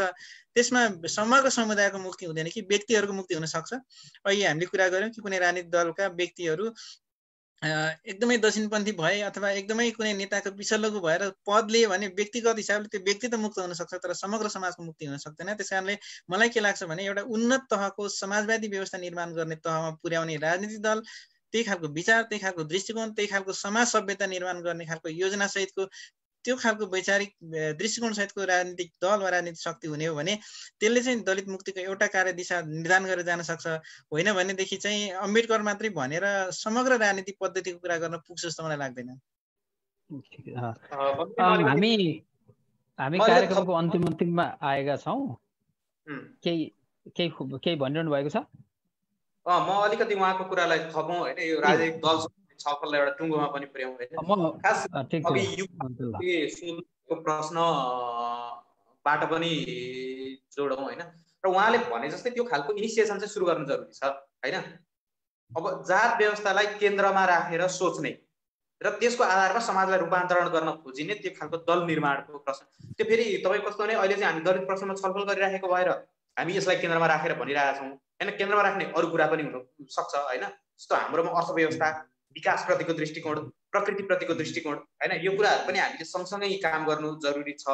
तर होइन जस्तो चाहिँ हाम्रो चाहिँ विदेश नीति नै के हुने, अहिले हाम्रो भूराजनीतिक परिस्थिति अनुसार थुप्रै प्रश्नहरू हुन सक्छन्। तर होइन यो चाहिँ जात व्यवस्था हाम्रो समाजलाई अगाडि बढाउने होइन, तपाईँको चाहिँ हरेक हिसाबले अगाडि बढाउने, अगाडि बढ्नबाट रोक्ने एउटा त्यो संरचना हो, त्यो फोर्स हो। र त्यसको उपचार ठिकसँगले नगरेसम्म हाम्रो अरू किसिमको कामहरू हामी गर्न सक्दैनौँ भन्ने सोचलाई केन्द्रमा राख्ने त्यो किसिमको दल निर्माणको प्रक्रिया हामी अगाडि बढाउनु जरुरी छ होइन। यो तपाईँले भनेको अर्को प्रश्नमा चाहिँ हामी छलफल गरौँला। त्यो चाहिँ हरेक ढङ्गको चाहिँ छलफलहरू आउन सक्छ। तपाईँको यो पुँजीवादी व्यवस्थाभित्रै, यो संसदीय व्यवस्थाभित्रै सम्भव छ कि छैन होइन, कि चाहिँ समाजवादमै पुगेपछि मात्रै आउने हो कि होइन, त्यो चाहिँ छलफलको विषय हो। तर के छुट छैन भने पुँजीवादी व्यवस्थाभित्रका थुप्रै समस्याहरू चाहिँ छन् होइन। तर पुँजीवादी व्यवस्थाभित्र जात व्यवस्थाको अन्त्य सम्भव छैन भनेर यो प्रश्नलाई पन्छाइरहने छुट चाहिँ हामीसँग अब छैन होइन। तपाईँ हामी यो व्यवस्था रहे पनि यो व्यवस्थाभित्र छ र हामी अर्को व्यवस्थामा गयौँ भने त्यहाँभित्र पनि लड्नु छ। र तर अर्को एउटा खतरा के छ भने यो जात व्यवस्थाप्रतिको हाम्रो बुझाइलाई ठिकसँगले अगाडि बढाउन सकेनौँ भने होइन भोलि चाहिँ हामी समाजवादमा जाँदा पनि यो ब्राह्मणवाद सहितको समाजवादमा पुग्न सक्ने खतरा हुन्छ होइन। त्यो कुनै न कुनै जात व्यवस्था फेल गरिराख्ने, मान्छेको अवसरहरूलाई त्यसले फिल्टर गरिराख्ने, तर अर्थ प्रणाली चाहिँ समाजवादी हुने। अहिलेसम्म त वास्तवमै समाजवादको अभ्यास कहीँ देखिएको छ छैन, मलाई थाहा छैन होइन।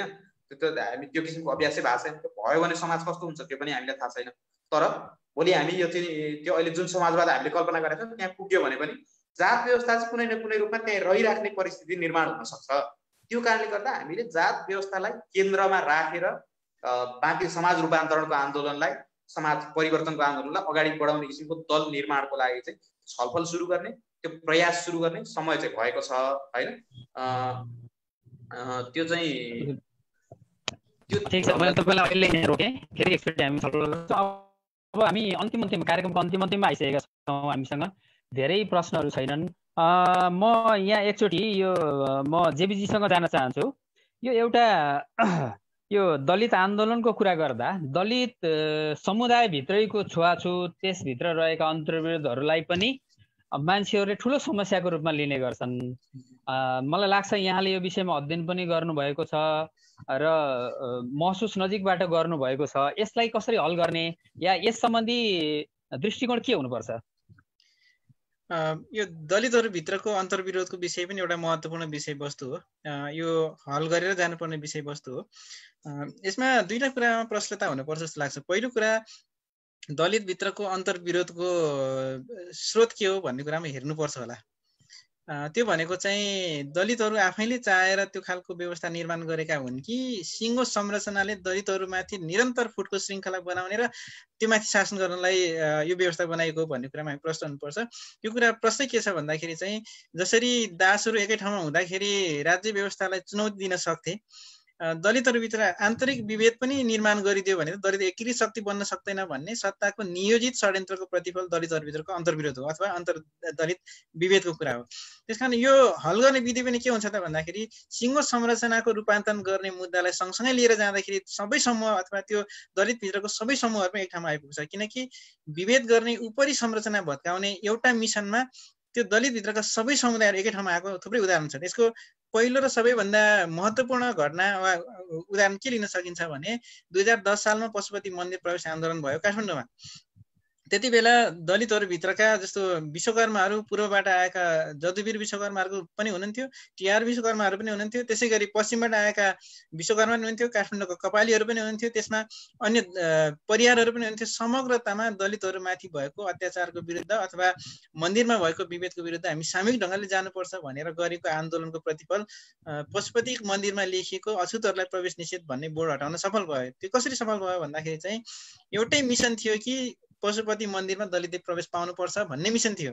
त्यो मिसनमा सबैजना एकै ठाउँमा आइपुगे। त्यो एकै ठाउँमा आइपुग्दाखेरि त्यो सहृदयता बढ्ने, आपसी सम्बन्ध बढ्ने, त्यसले शक्ति निर्माण गर्ने र मूलभूत रूपमा भत्काउनु पर्ने संरचना भत्काउनु पर्ने ठाउँमा एकै ठाउँमा पुगिँदो रहेछ।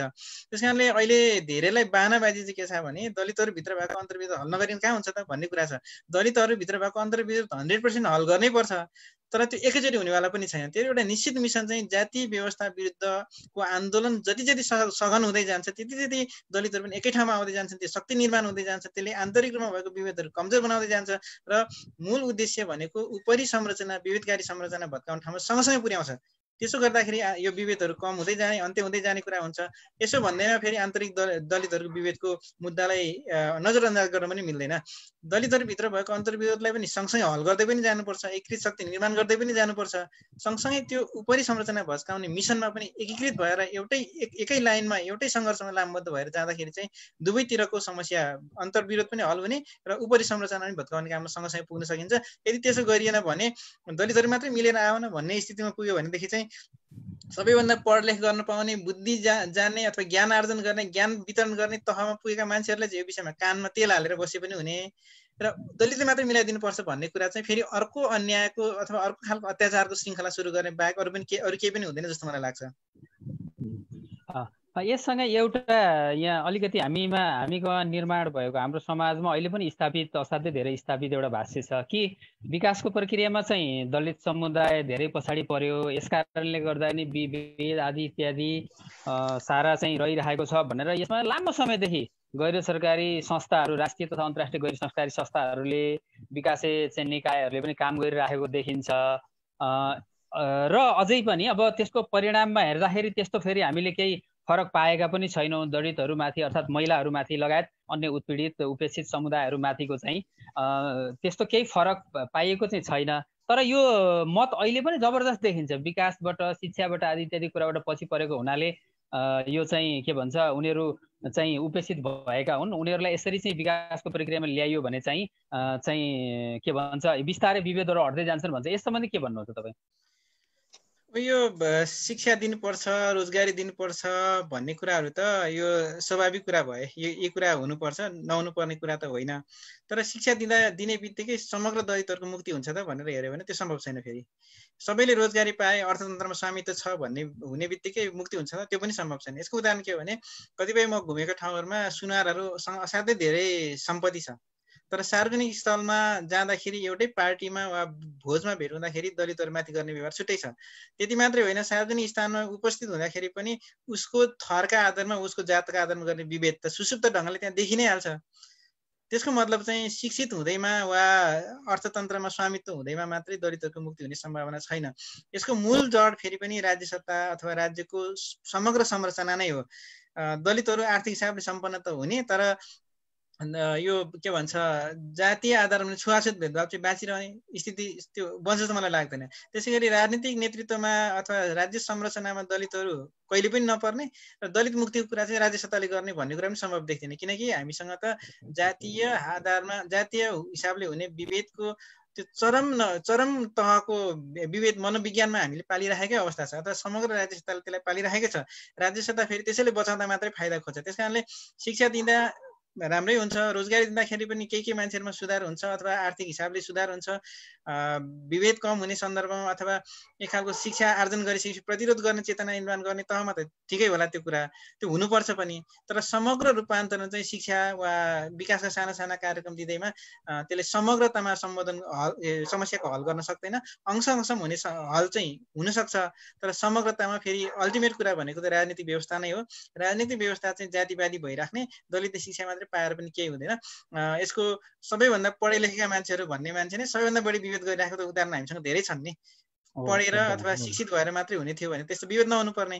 दलितले पनि पढ्ने बित्तिकै दलितलाई विभेद नगरेको त कहीँ पनि घटना छैन। फेरि त्यसरी हेर्दाखेरि चाहिँ शिक्षा स्वास्थ्य लगायतका आधारभूत कुरा त पाउनुपर्छ, त्यो अधिकारको कुरा पनि हो, त्यो राज्यले व्यवस्था गर्नुपर्छ, त्यो राज्यको दायित्वको कुरा पनि हो। तर त्यसले मात्रै समग्रमा दलितहरू मुक्ति हुन्छ भन्ने चाहिँ मलाई लाग्दैन।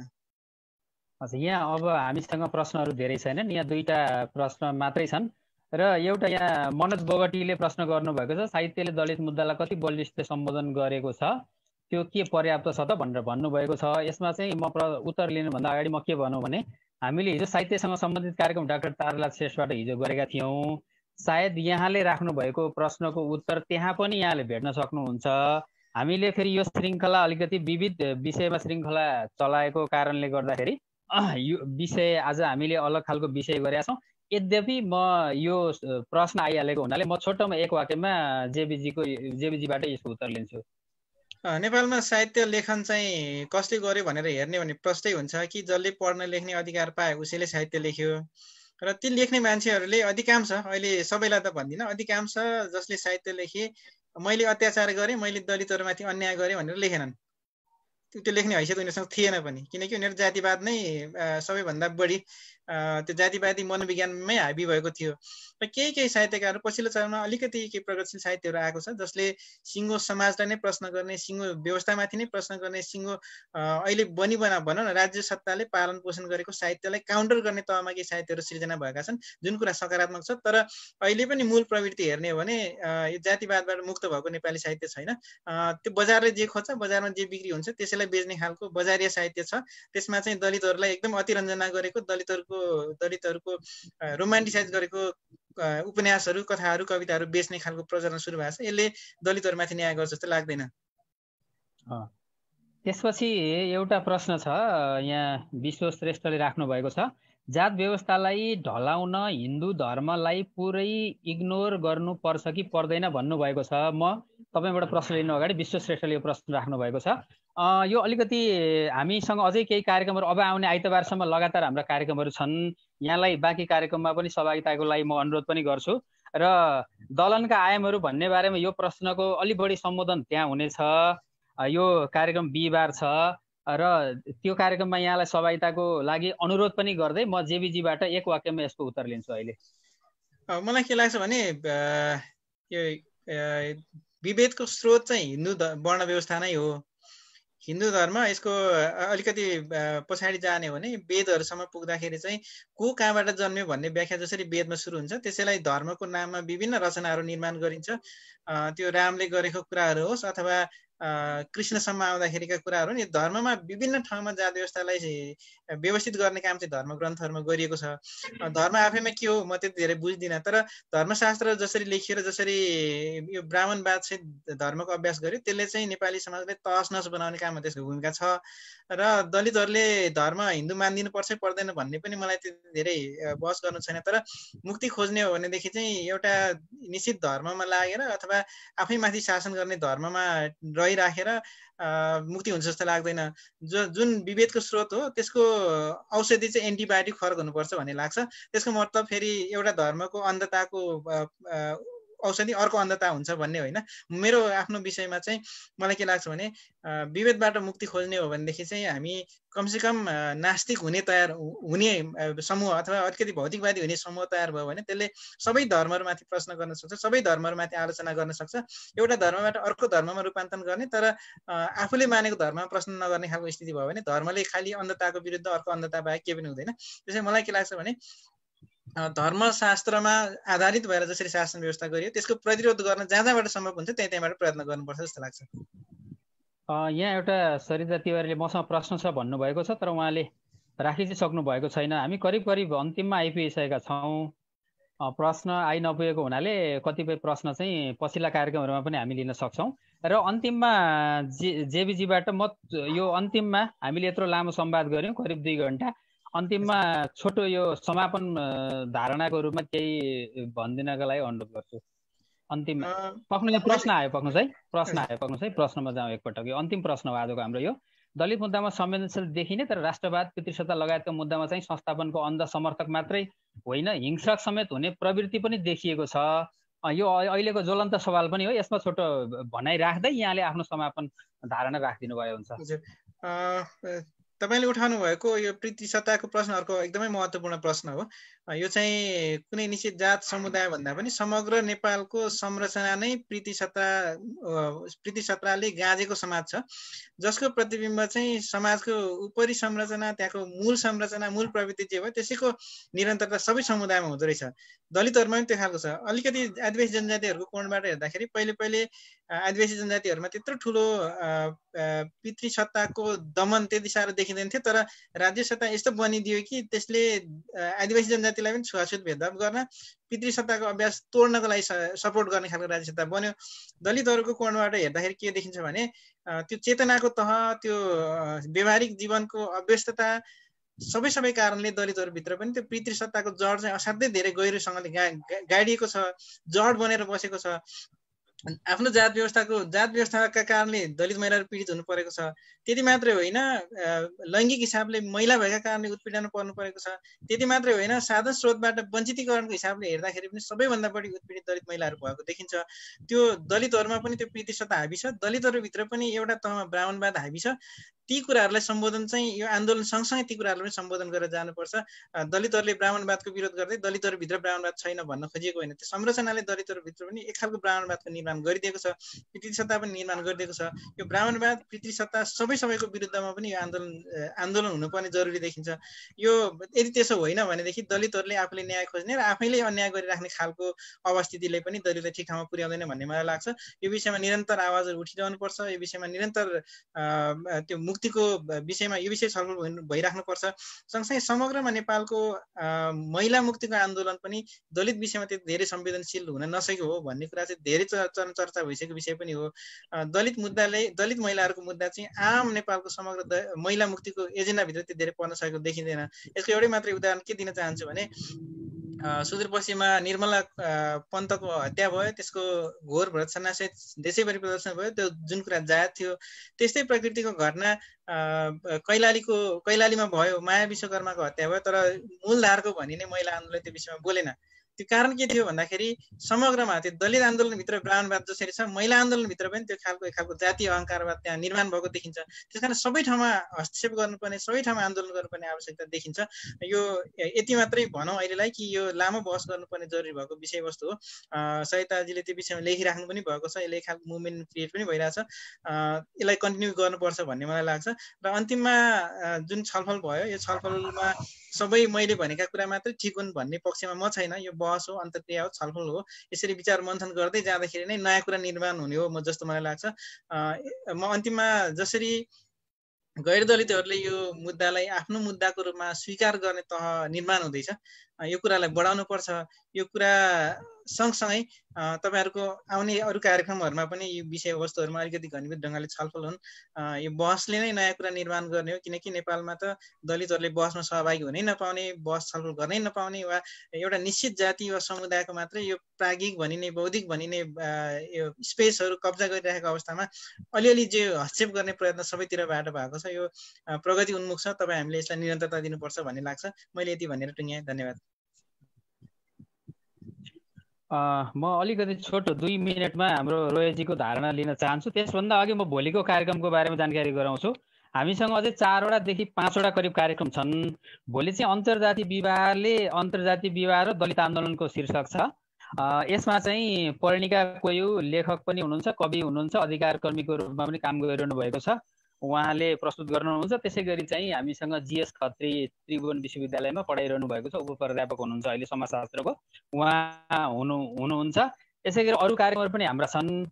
यहाँ जति सहभागी हुनुहुन्छ आज हाम्रो विभिन्न चाहिँ लाइभहरू मार्फत, विभिन्न माध्यमहरू मार्फत यहाँले सुनिरहनु भएको छ, देखिरहनु भएको छ। यहाँहरूलाई भोलिका लागि पनि म अनुरोध गर्दछु। र 2 मिनेटमा म रोय खतिवडाजीको अहिले पछिल्लो भनाइ, यो अन्तिम भनाइ लिन्छु। त्यसपछिबाट हामी समापनको दिशामा जान्छौँ। हुन्छ। जस्तो यो म अलिकति अगाडि उठेका केही प्रश्नहरूमा म एक दुई लाइनमा भनेर त्यो टुङ्ग्याउँछु होइन। अरू खास मेरो टिप्पणी केही छैन। जस्तो यो चाहिँ दलितभित्र पनि विभेद छ नि भन्ने प्रश्न चाहिँ अघि जेबीजीले राख्नु भएको कुराहरू ठिक हो, तर त्यति हुँदाहुँदै पनि यो प्रश्न कसले उठाइरहेछ भनेर हेर्ने हो। यो प्रश्न दलित समुदाय भित्रैबाट उठ्नुपर्छ र त्यो त्यहीँभित्र हल्ने प्रश्न हो होइन। यो कोही गैर दलितले यो प्रश्न उठाउँदैछ यति बेला भने जब गैर दलितले दलितमाथि गरेको अन्यायको कुरा आउँछ होइन, अथवा रुकुम घटनाको सन्दर्भमा यो कुराहरू आउँछ, आन्दोलन अगाडि बढ्छ, त्यो कुरा चाहिँ कसैले उठाउँदैछ भने त्यो चाहिँ बहानाबाजी हो होइन। त्यसलाई हामीले चाहिँ अस्वीकार गर्नुपर्छ। दलित भित्र हुने विभेद हट्नु जरुरी छ होइन। तर त्यो प्रश्न दलित समुदायभित्रैको छलफल पर्याप्त हुन्छ अथवा उहाँहरू आफै त्यो विषयमा गम्भीर हुनुहुन्छ अथवा चाहिँ जात व्यवस्था पूर्ण रूपमा अन्त्य हुने बाटोमा अगाडि बढिसकेपछि त्यो पनि कम हुन्छ। गैर दलितले एउटा खास सन्दर्भमा प्रश्न उठिसकेपछि, जात व्यवस्था माथि प्रश्न उठिसकेपछि त्यो प्रश्न उठाउँछ भने त्यो चाहिँ बहानाबाजी हो होइन। यो चाहिँ जरुरी छैन। यो प्रश्नको छलफल हामीले उहाँहरूलाई नै छल गर्न छोडिदिनु जरुरी छ। र अर्को चाहिँ जस्तो एनजिओहरूले गरेको कामको सन्दर्भमा एनजिओहरूले ठिकै काम गरे होला होइन, उनीहरूले गरेको काम त्यस्तो नराम्रो त होइन होला, तर के हो भने त्यो पर्याप्त हुँदैन। यसको 2-3वटा कारण हुन्छ। एउटा चाहिँ एनजिओले मुद्दालाई खण्डित बनाउँछ होइन। र हामी यो समग्र राज्य व्यवस्था परिवर्तन गर्न, समाज व्यवस्था परिवर्तन गर्न चाहिँ मुद्दाहरूलाई जोड्नु जरुरी हुन्छ होइन। यो चाहिँ जस्तो अहिले चाहिँ सरिता तिवारीले उठाउनु भएको प्रश्नसँग पनि जोडिन्छ होला। जस्तो हामीले महिलाका मुद्दालाई, मधेसको उत्पीडनको मुद्दालाई, जनजातिका उत्पीडनका मुद्दालाई र दलितको उत्पीडनको मुद्दाहरूलाई चाहिँ एक ठाउँमा ल्याउनु जरुरी छ। त्यसलाई एउटा राजनीतिक शक्तिमा रूपान्तरण गर्नु जरुरी छ। त्यो भयो भने मात्रै होइन हाम्रो राष्ट्रवादमा पनि समान खालको धारणा आउला होइन, पितृसत्ताको बारेमा पनि समान खालको धारणा आउला, दलित मुक्तिको बारेमा पनि समान खालको धारणा आउला। होइन भने यसलाई खण्डित गर्दै लाने हो भने आफूसँग जोडिएको प्रश्नमा चाहिँ संवेदनशील बन्ने होइन। र त्यो आफूसँग नजोडिने बित्तिकै त्यसमा चाहिँ एउटा चाहिँ आम रूपमा समाजको धारणा जे छ, मेन स्ट्रिम धारणा जे छ त्यही बोकेर अगाडि बढ्ने परिस्थिति बन्न सक्छ। यसको अर्थ के हो भने फेरि यी मुद्दाहरूलाई एक ठाउँमा ल्याउनुको अर्थ त्यस्तो गर्न सक्ने राजनीतिक दल निर्माण गर्नु नै हो होइन, जसले चाहिँ हाम्रो समाजमा वर्ग, वर्ण होइन, यो चाहिँ लिङ्ग सबै किसिमको विभेदहरूलाई ठिक ढङ्गले आइडेन्टिफाई गर्न सक्छ र त्यसलाई हल गर्ने ठिक प्रणाली, ठिक चाहिँ राजनीतिक व्यवस्था पहिचान गर्न सक्छ होइन। र यही व्यवस्थाभित्र पनि त्यो कामलाई कसरी बढीभन्दा बढी गर्ने भन्ने कुरा गर्न सक्छ। त्यो किसिमको राजनीतिक दल निर्माण नै आजको हाम्रो चाहिँ आवश्यकता हो। र अबको छलफल हामीले बढीभन्दा बढी त्यतातिर अगाडि बढाउने कि होइन, बाँकी चाहिँ तपाईँहरूले यो जुन छलफल गरिरहनु भएको छ त्यसले पनि हामीलाई पक्कै पनि सहयोग पुर्याउला। तर त्यो छलफलको केन्द्रमा यो विषयमा पनि हामीले सोचिराख्ने कि किनभने अहिले जुन दलहरू छन् ती दलहरूले चाहिँ यो मुद्दालाई अगाडि बढाउँदैनन् भन्ने कुरा देखिसकेको छ।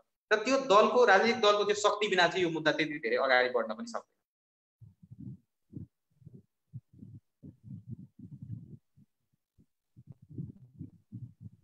हस्, धन्यवाद।